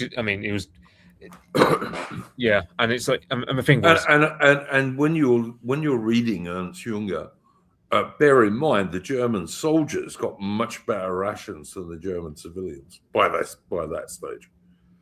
Yeah, it's like because that's the thing. The Spanish flu carried a lot of German people, especially like children, away because they just had to suffer a lot from malnutrition. Like, for example, they couldn't get enough butter or meat. Meat was a luxury in Germany in the First World War. especially towards the latter phase of the war. Like you'd be lucky to get like a good loaf of bread. For sure, yeah. And of course, the Germans. One of the things that happens in 1918, and I want to do 100 days campaign stream with you at some stage, Mitch. I think we already did for 100 Days Offensive back in November. Yeah, actually, we did, didn't we? Yeah, last year. I'm so sorry. But yeah, one of the things that slows the Germans down in 1918 is whenever they overrun a British supply depot, like they've been told that the German U-boats are strangling the goddamn Tommies and all the rest of it. And of course, they get to a British supply depot and it's absolutely full of stuff that the Germans haven't seen for a very long time. And so they tend to loot it and eat and stuff like you do. So, yeah. Yeah. And because the thing was, the Germans, they were hoping that when they took Ukraine off the Russians, they were hoping the grain requisitions could help, but the Russians conscripted so many Ukrainians into the army that even their harvest had problems. So it's just a matter of the Germans. Yeah, it's the Germans knew by the latter end, even by the time of the battles of Ypres in late 1940, they knew they lost. They knew they couldn't win the war, but it would take a huge amount of folly for them to lose it. But of course, the Germans, they get rid of Helmut von Moltke the Younger, who was a nephew of the elder. Then they replace him with Erich von Falkenhayn, who's in charge of the German army in 1916. This is the guy who's in charge for this battle that we're talking about today, yes? Yeah, and because the thing was, the two main German generals on the ground were Fritz von Below and Fritz von Lossberg, and they were acting on, because Erich von Falkenhayn, he believed that he could bleed France white, although then again, the problem with that is he only said it after the war in his memoirs, so we don't know if he fought it during the war or if he only said it after the war to try and. Thank you, Mitch. I'm glad you picked up on that as well. I picked up on that as well. There's some disputes that maybe Falkenhayn was improving his decisions after the war, if you see what I mean. Yeah. Yeah, and then you have Hindenburg and Ludendorff take over, but. The thing about it's funny how, because oftentimes in military history, you always get like a duo who, for example, for Americans, you think of someone like Ulysses S. Grant and William T. Sherman, where Ulysses S. Grant not as smart but quite good in interpersonal relationships. I mean, you got William T. Sherman, who's a lot more sort of driven to depression and can really have manic episodes. And that's kind of what Hindenburg and Ludendorff were like. Like, Hindenburg was a lot better at dealing with people, but Ludendorff was a smarter one, but he was also prone to mental illness. Very, very much so. I mean, at the end of the 100 days, it's Ludendorff whose morale totally collapses. And really, it's Ludendorff who causes the Kaiser to have to flee and all the rest of it, because he just says, no, we can't do it anymore. Because, as you say, he had some mental illness going on. He did, no doubt. Yeah, I know, like, Ludendorff at the time of the Somme, because I think it's like during I forget if it's October or November time, Erich von Falkenhayn is turfed out because of Verdun had failed. The Brusilov offensive has done its damage to the Austrians. I mean, you got the Somme still dragging on. So Falkenhayn gets removed, and then he's replaced by Hindenburg and Ludendorff. And none of it does anyone any good. Like, the Germans still lose. The British and the French supposedly win, but by 1922, if you look at the Washington Naval Treaty, you tell me how the British won World War I. When you look at that, as I said in the Discord, it's like when people say World War II is what caused the decline in Western Europe. It's like, well, no, I'd say it's more of a post-war leadership. I'd say you can even trace it back to. I mean, I've said this very often, Mitch, and I don't think you disagree with me. You can trace it back to World War One. You can even trace it back to signing the Entente with France and then Russia. I would say, in terms of destroying Britain long term, I'd say Lloyd George. I mean, Lloyd George is largely remembered as being the prime minister who supposedly won us the First World War. But I mean, he would. I mean, Douglas Haig. I mean, I hope to do. I want to do a stream about him at some point because he gets a bad reputation for all the wrong reasons. And Lloyd George screwed him over in a lot of ways. I tell you what, when we do that, Mitch, right? If you do Haig, I'll do Robinson, the chief of the Imperial General Staff, who was the only man in British history ever to go from private to field marshal. Oh yeah, I know you want to be. He was often called Wally Robertson because he always had a bit of a working class accent. But he joined I think it was, I'm not sure if it was the 12th or the 16th Lancers. I think it might have been the 16th Lancers in 1877 as a private, as a trooper. And he finishes up Chief of the Imperial General Staff and Field Marshal, Sir William Robertson. The only British soldier who's ever done that, gone from private to Field Marshal. He's a very interesting character.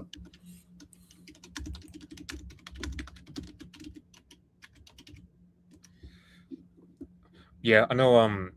Because the thing was, you have David Lloyd George, like who he was often bearing down on Haig. Like, for example, because one charge that is often put against us, especially by like people who just don't like us, full stop. I mean, I know like quite a few France who they'll say we didn't pull our weight enough in the First World War on the Western Front, and I'm like the sectors we're fighting. A million dead. God Almighty. Yeah, so it's like for example, you mentioned about like one might mention the Battle of the Somme, and then those same people will say, oh well, that was more because we badgered you, and it's like, well, okay, but we still pulled our weight, and it's like, yeah, and I know, like you get some of these French nationalists who insist that something we didn't do enough by the French in World War One, and I'm like, well, we could have just not bothered sending a single man over to France to begin with, because we could have just. What I would have done. That's what I would have done, Mitch. That's what the best British Prime Minister in reasonable history would have done. That's what Lord Salisbury would have done. He wouldn't have sent them one single British soldier. He would have said, yeah, you got the Royal Navy.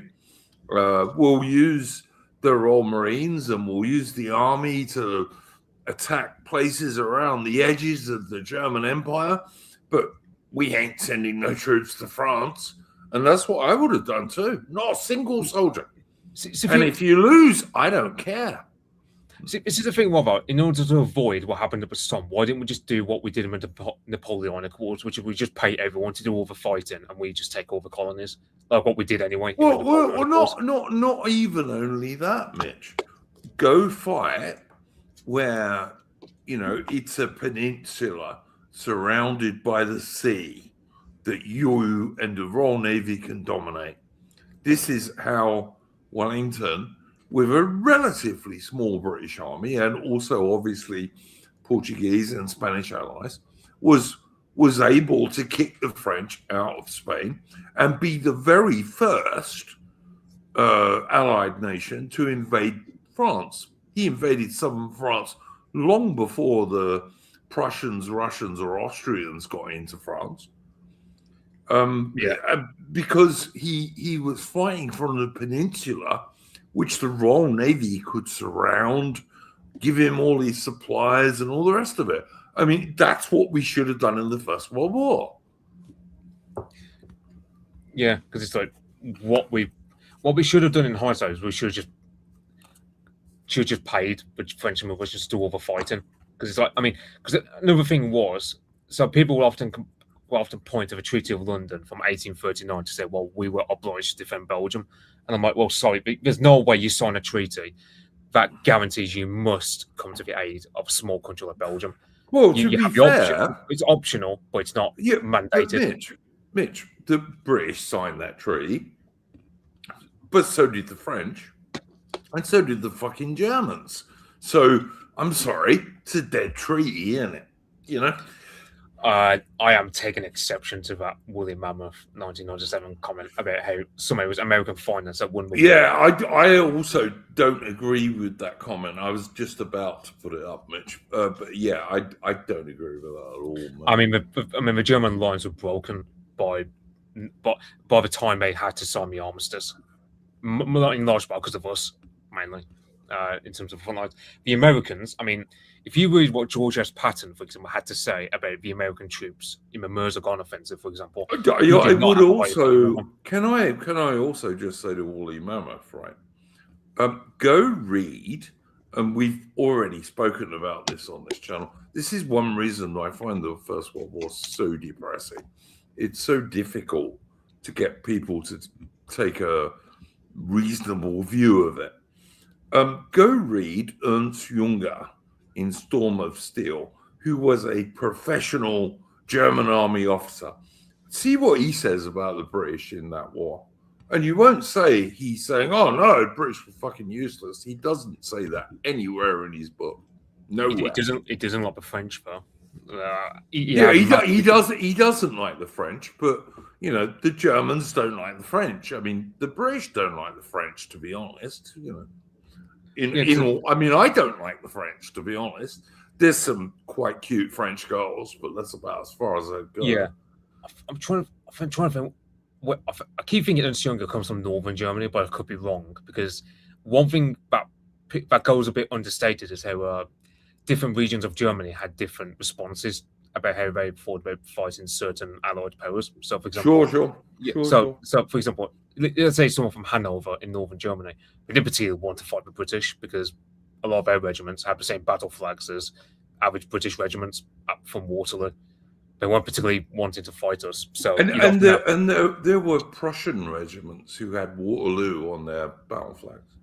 Yeah, you know. And the thing is, this is one thing that interests Americans. Like, I know, like, when you read about the American Civil War, you often read about, you know, the Confederate states where they had to constantly deal with certain state governors being a ball ache to the central government trying to wage a war effort.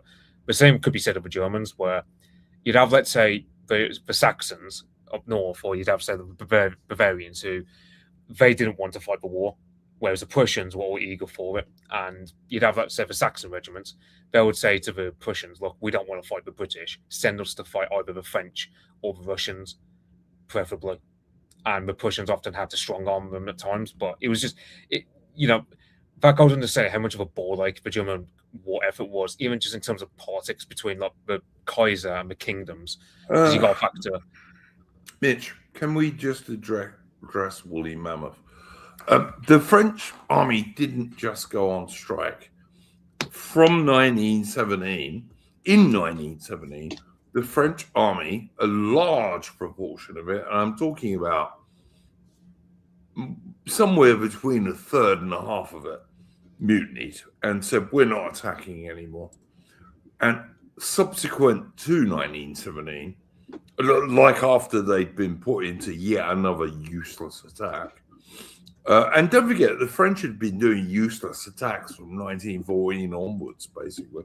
And in 1914, they went to war in red trousers and blue coats. And French officers thought it was chic to die in white gloves. But in 1917, a huge amount of the French army mutinied and said, no, we're not fighting anymore, guys. We're certainly not attacking. We might defend our own trenches, but that's all we'll do. And after 1917, the French army had to be treated with kid gloves to do anything offensive. And that is absolutely the truth. Whereas the British army never did that. Never. The British army. This is why the British army was the main army. Well, and when I say the British, let me say I've got to include our Australian and Canadian and New Zealand brothers in this. It was the British and Old Commonwealth Army in the 100 Days that really fucked up the Germans and made Ludendorff lose all his morale and say to the German government, the Kaiser's got to go, we've got to surrender because the Allies are going to be in Germany if we don't. which is what happened at the end of the war. Yeah, I know. So the thing about the French army was, I mean, I imagine Apostolic Majesty probably knows more about this in some ways. He's more clued up on French history than me. But I know Philippe Pétain, like by 1918, like after the Nivelle offensive went badly, he had to come in to save the French army from all the badly is an understatement, Mitch. But yeah, yeah, I just say badly because I can't think of any better adjective. But yeah, the thing was, the French army was not capable of independent offensive action. So by the time you get, so I mean, for example, the French were meant to help us with the Somme. They did do some good in the southern sectors, but they had to do with support from us. But certainly by the time you get to 1918, the French can't do anything by themselves. They have to have either the Americans or us doing the main heavy lifting. It's not to say the French are completely useless, but Philippe Pétain knew the French army was a shadow of itself compared to 1914. Like what they call the Elan, which is like a constant attacking spirit, like the occult of the offensive, as it used to be known, that was gone by the point of 1918 because the French army suffered such brutal casualties. And to be fair, like the French, I mean, so for example, at the time of the Somme, for example, Douglas Hayes. Mitch, the French hadn't got over this. Even in 1940, it's partly why the French army performed so badly, not everywhere, but mostly, in World War II. The French didn't want to do this again. They had a fucking enough. Yeah, I know. At the time of the Somme, the main guy who was badgering, because this is a day before, these are the days before Ferdinand Foch becomes Supreme Allied Commander. You have Joseph Joffre, who's constantly, bollocking Douglas Haig to go on the offensive, far ahead of his original plan, even despite Henry Rawlinson having his doubts and Haig having to overrule him because of political stuff, basically. Joseph Joffre, before the First World War, never served on a battlefield. I don't think he never served on a battlefield, and yet he's chief of staff of the entire French army, which helps to explain why the French army did he not serve in the French colonial army, Mitch? I don't know this. I'm asking. I remember reading somewhere that he never served on a battlefield itself. Like he served more of because he's No, I can believe it because he was general staff guy. Whereas if you were a British officer, say Haig, for example, like Haig served in quite a few British colonial wars. Including the Anglo-Boer War and what have you, that you couldn't get on in the British Army unless you did.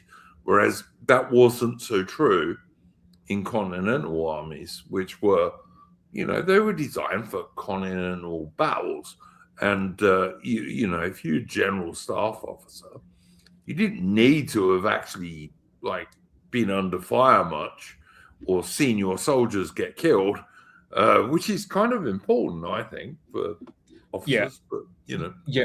So, for example, I'm reading about this guy. He was largely an admin guy as well as military engineer. Like he never served actually on the front lines itself. Like, for example, the closest thing he had to action against the enemy was killing of 100 Tuareg in Mali, nearby Timbuktu, and that's no so basically he's got no experience fighting anything like a modern war. Like he wasn't. It says for example, his service in the army started in 1869, but he didn't particularly do anything in the Franco-Prussian. He was a junior artillery officer during the siege of Paris in the Franco-Prussian War, but he didn't really see much active service. Like he wasn't basically compared to someone like Lord Kitchener, he had pretty much no experience. I mean, that was my point, Mitch. It's like, Winston Churchill had more experience than this guy. Yeah, which is not saying a lot. I mean, Winston Churchill commanded 40 cavalry soldiers at the most in a charge, which was a fuck up. But yeah, okay. Yeah, I mean that's the thing. Like the French army, basically, you had a geriatric general staff, and it's similar to because, for example, I mean, fast forward to it was just a problem of First World War, let alone because I mean, Philippe Pétain was I think he was seen as a young man and he was like in his early to mid 50s in the First World War. He was seen as a young man in the French army in terms of the higher echelons, and he was seen as a young man when he was in his 50s. That was kind of how geriatric the French command system was. So that's why the French army did so poorly as well in the First World War, was you just had a lot of old grey-haired guys in a time where they just can't adapt to the technology at hand. Like, we had enough problems by ourselves, but Douglas Haig wasn't nowhere near as geriatric as the average French. No, I would agree with that, Mitch. Mitch, what I'd like to ask you, like as we're getting towards the end of the stream, is it is sometimes said that the Somme taught the new British Army, because the old one, the regular guys, as I hope we've made clear in the stream, they were dead by the time of the 1st of July. They were dead or wounded by the time of the 1st of July, 1916. But it is often said by some World War I historians that the Somme taught the British Army how to fight a modern battle. Now, I would argue, and I could absolutely be wrong about this, that I've never commanded more than a company in my life, so I'm not a general. But I would argue that Passchendaele, Third Ypres, proves that it didn't actually. But it's often said that the Somme taught the British Army to fight a modern war. What do you think about that, mate? Yeah, I was for, because when you look at the 100 Days Offensive, which was like the successful feat of arms, I mean, it's more like the Canadian Corps acts as a vanguard, not just in terms of actual fight, but also some of the lessons. So you have a bite and hold tactics that Henry Rawlinson was advocating for, but Haig was slow to come to that realization. He still believed there could be a general breakthrough, and people were calling him a butcher for that, but it was a matter of the technology was awkward, plus also a number of factors, and the nature of warfare at the time had yet to catch up with the technology. So I just thought, I'd say it's more 1917 that taught us. So you think of battles like Vimy Ridge and Passchendaele, and as well as like into the Kaiser. I mean, Battle of Cambrai as well, where you saw the mass usage of tanks. Yeah, taught us more. That's my view, Mitch, is that 1917. The British, and we've got to be fair here, the Canadian and Australian divisions were leading the way in this, sometimes under British generals, by the way. But I think it was 1917 that taught the British Army how to fight. I think the Somme was just a waste. It was a waste of some of the best volunteers the British Army has ever had, and it was just a waste of them, really. Yeah, I mean, as much as like a Blackadder spin on history is really just really has poisoned the world to a large degree. It's also a matter of the First World War was a bloodbath. Like, no one disputes that.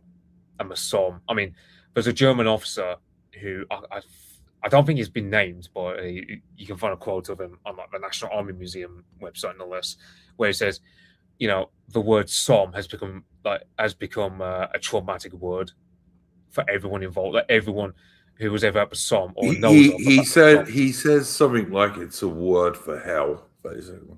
Yeah, he said he said words to the effect of it's the most traumatic word anyone involved with the First World War can think of.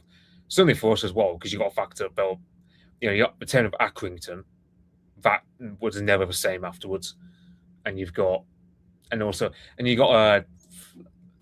a famous photo of like a Battle of the Somme, there's this famous German soldier, that's that famous photo, which everyone knows. That was a German guy at the Battle of the Somme, and I think he was like a Danish German, so it's worth noting about Northern Germany had a Danish minority going back to the German Wars of Unification with Schleswig-Holstein. And I was going to say, they took over Schleswig-Holstein for sure. Yeah, and I think the funny thing is, like, some of the most brutal soldiers, some of the most well-known soldiers in terms of photographs and diary entries and so on, come from that small minority of German soldiers, like the Danish speakers, which I think is quite funny how that specific minority have punch above their weight in terms of noticeable soldiers, in terms of photographs and diaries from the German side of things. It's like, it'd be like, let's say, the Highlanders being the most noteworthy British soldiers in the eyes of someone like Ernst Junger and other German writers who wrote about the First World War. Like the Highlanders were off the top of the list, or the Canadians, because it was. I know, like, especially as you get into 1918, like wherever the Canadians are stationed, the Germans know that's where they're going to be attacked, because the Canadians were the vanguard for good reason. Yeah, the Australians also had a very good reputation, but so did some British divisions, it has to be said. And nowhere where you read German First World War memoirs, I've never read a German from World War One who says, "Oh no, it was easy fighting the British Army." No one ever says that, because it wasn't. Our guys were as brave as any. They weren't always as well trained as they should have been, although by the end of the war they were pretty damn good. But you don't see much from the Germans or the British saying, the enemy was shit. No one ever says that. No, I mean, you can find like stories, like you can find like German sources where they talk about how they had to slaughter entire regiments because the regiment just wouldn't surrender. They kept fighting against the British, because if there's one thing about the British Army back then, it's not like in the Second World War, where I think Harold Macmillan often said that because of the Somme, British Army officers in the Second World War were a lot more timid compared to what they were like in the First World War. There are some exceptions, Mitch. I've done a stream, for example, on the Battle of Kohima. Kohima was easily Britain's best battle in World War II. One battalion of the Royal West Kent Regiment, under a very good colonel who had trained his men very well, fought off a whole entire Imperial Japanese division, and he only had a few hundred Gurkha allies and far less Indian allies. And for weeks and weeks, he held these guys off. Like at one stage, they were fighting on two sides of a tennis court. The Brits held one side, the Japanese on the other. And the Japanese in World War II, whatever else you think about them, were extremely brave. But the Royal West Kents were at least as brave and beat them off. So but to me, that's the best British battle in World War II. There are some others that were pretty damn good, but on the whole, the British Army doesn't do fabulously well in World War II. In World War One, it almost never surrendered, and when it did, there were hardly anyone left. Yeah, I can't think of the top of my head any particular British art.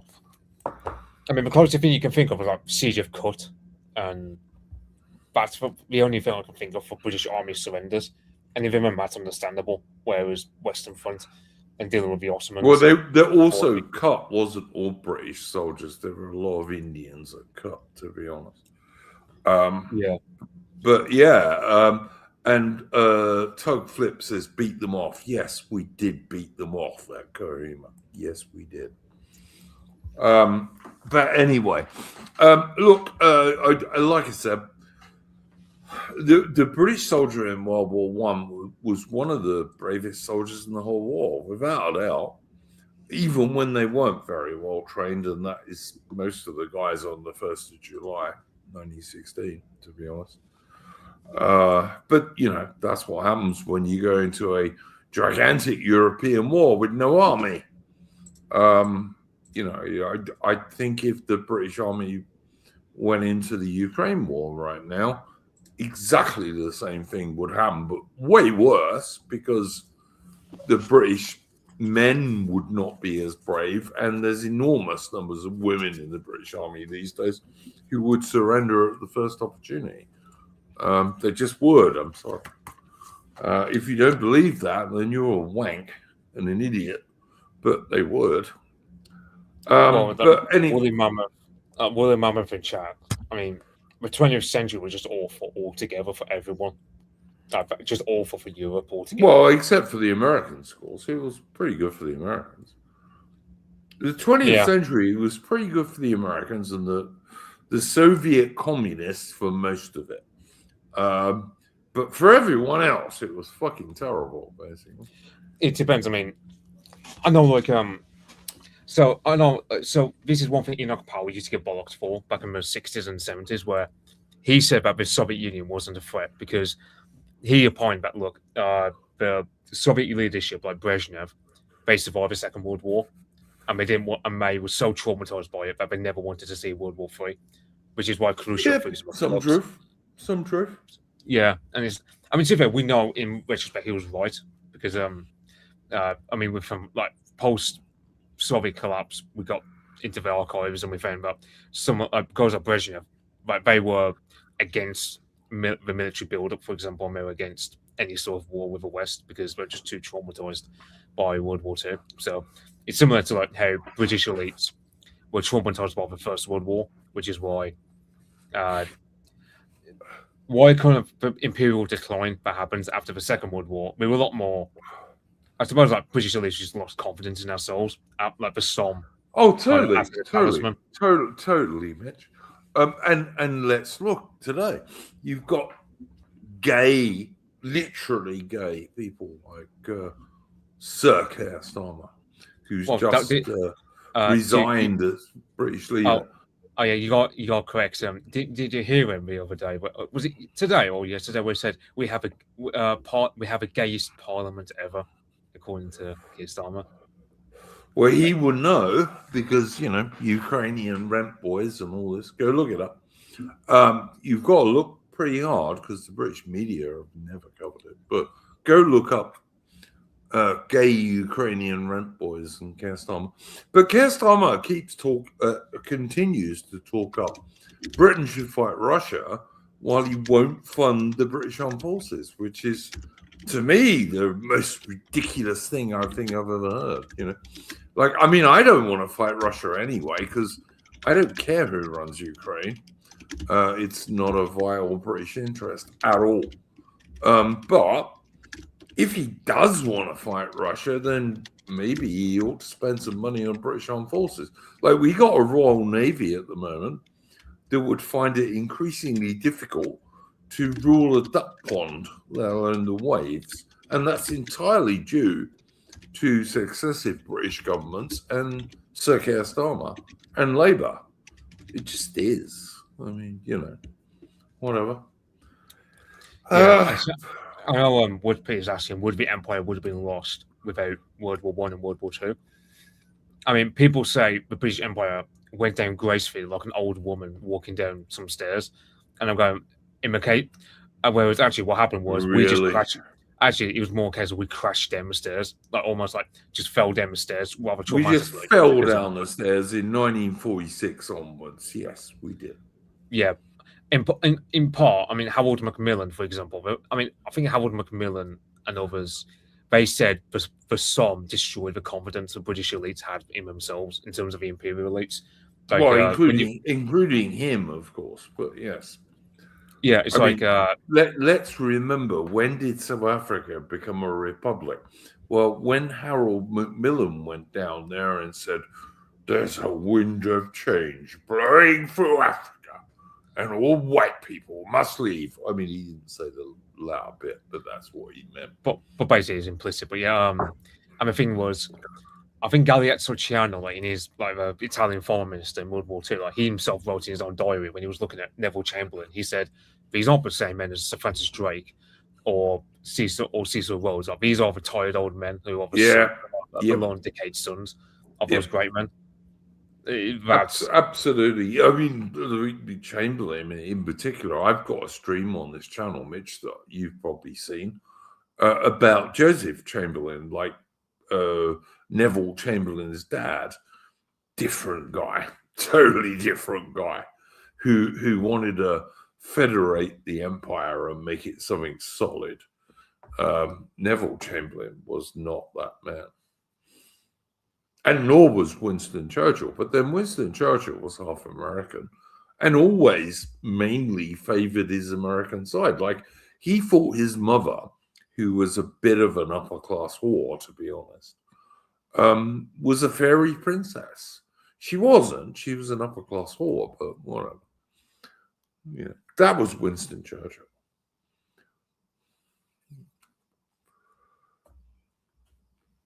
Tug Phillips is in the chat. Africans are flourishing without whites. Oh, never mind. Yes, indeed. Very true. And slavery's not becoming more and more common in Black African-run Africa. No, it's not. Really not. Anyway, Mitch, any final thoughts? I have a stream went better than a 40 because I didn't do a great deal of reading. I just went off like some podcasts and some I'm reading off Army Museum websites mainly. But yeah, I suppose this nails home. Well, to be fair, it's not in a sense like it doesn't say anything new in terms of the fact that everyone knows the Somme was a slaughter. But there's a cope about it that people that some people make in retrospect saying, well, the Somme taught us how to wage a modern war. Actually, no, it was more 1917. But Somme was just a slaughter. Like, they didn't really. I don't think we learned the lessons from the Somme. It was more later battles. I agree. Totally agree, mate. Totally agree with that. And many of these battles, like the British Army, had learnt these lessons in the very early 1900s in South Africa, but we had to learn them again because we didn't have enough good officers and NCOs to train Kitchener's armies. I hope people really take this away from the Somme, and particularly the first day of the Somme. This is why it was such a disaster. The guys were only half trained. They were enormously brave. Don't get me wrong. I'm not criticizing the guys who volunteered. We just didn't have enough experienced officers and NCOs to train them. And they weren't very well trained. They just weren't. I'm sorry. But yeah, all of that is true. Mitch, would you like to plug your channel, mate? Yeah, so on Friday, July the 3rd, I'm going to be doing a stream about the Battle of Gettysburg. A week after that, on Friday the 10th, I'm going to be doing a stream about the Imperial Japanese Army. And then a week after that, on July 17th, I'm going to be doing one also about the Imperial Japanese Navy. After that, on either the 24th or 31st, I need to have a conversation with AI because we've got it planned out so far about East Germany. But I'm also going to plan to do a separate stream about the Stasi because I've got a special book about that, which I will reread. Mitch, if you need a guest on your Imperial Japanese Navy stream, yeah, you're welcome to it. If you please invite me. Yeah, I mean, as I've said in previous streams, you're welcome to join. I'm welcome. Mate, the only one I would be any use on is the Imperial Japanese Navy stream. That one I'll join you on. Yeah, the only rule I've got regarding guests is either I have to know you or you have to have someone I know who can vouch for you. That's the only rule I've got regarding people. Well, hopefully you'll let me come on for that one then. Yeah. No, listen, my guest is pretty much the same. I will say, like on our normal Saturday streams, which are basically current events, politics, you name it. If someone who I know, like Mitch here, wants to invite someone, you can do it, mate. Just you need to run it by me first. But if you know someone who you reckon would be good, you can absolutely say to me, "Look, this guy's okay. Can he come on?" And I will say yes if you vouch for him for sure. But yeah, I would just like to say, look, I'll put details of Mitch's channel under the stream in due course. Thank you so much for Mitch for joining me on the stream, because I can't do First World War streams, particularly about the land fighting, because I just find it so fucking depressing. If you're a Brit, like it should make you unhappy, to be honest. Not because the troops weren't brave, or even by the end of the war skilled, just because why the fuck were we doing it anyway? I mean, there was no reason to, as far as I'm concerned. I don't care who runs France, really. And were the Germans, if they had beaten France in 1914 or 1915, were they going to occupy France forever? I don't think so, to be honest. I don't think they could have afforded it. Yeah, it's like Belgium was enough of a ball ache for them, let alone trying to occupy all of France in this hypothetical scenario. Yeah. Because there's some people that hypothetically think that the Germans would try to annex. I've seen this. Yeah, they're just going to take over the whole of Western Europe, and Britain would be fucked, which is rubbish, because even if Germany takes over all the French and Belgian and Dutch shipyards, Britain can still build 4 times as many ships, twice as fast. But whatever. It's just the guerrilla warfare, which would be too much of a ball ache for them. Like Belgium was enough of a ball ache because they wouldn't have had the money, Mitch. They couldn't have kept their soldiers there all that time, and they would have had rebellions, and they would have had what the Germans used to call Franc-tireurs from the Franco-Prussian War. They weren't going to stay there that long. They would go to the French government and the Belgian government. All right, we want X millions of whatever your currency is, and they'd fuck off, because why not? Yeah, like the tragedy of Germany is the fact that, as Kissinger would say, like they're too big for Europe but too small for the world, and that's the main tragedy of Germany. Maybe so. Yeah, it's like I always thought, because I think Jack probably said it best, like the 20th century was just a massive gamble for the Germans, where, for example, Kaiser Wilhelm and others, they thought, well, for Germany to be on top, they have, they're basically a massive gamble, especially against the British or French. Why couldn't they just be second and sensible, Well, it's boring being second, ain't it? So that's I don't know. I don't know. Britain ain't even 5th anymore, so I'm not sure, mate. But whatever. All right. Again, Mitch, thank you so much for joining us. There will be details to Mitch's history channel under the stream in a bit. Don't know what we're going to do next week, history-wise, if we actually manage to do a history channel. My problem is, I can do certain things, but I don't want to do them every week, and I try and save them for when I haven't got a guest. But on Saturday, one of the things we're going to be talking about is Henry Bolton is now the defense spokesman for Restore Britain. Now, there are good things about Henry Bolton, I guess. But anyone who remembers UKIP after Nigel Farage deserted it immediately after Brexit probably won't know any good things about Henry Bolton. Why he's been made Restore Britain Defence Secretary, I've got no idea. He wouldn't have been my pick, I've got to say. He really would not have been my pick. But anyway, whatever. So join us on Saturday for that one. And we'll see what we talk about, I guess. Thank you again, Mitch, for joining us. Go on, mate. Okay, go on.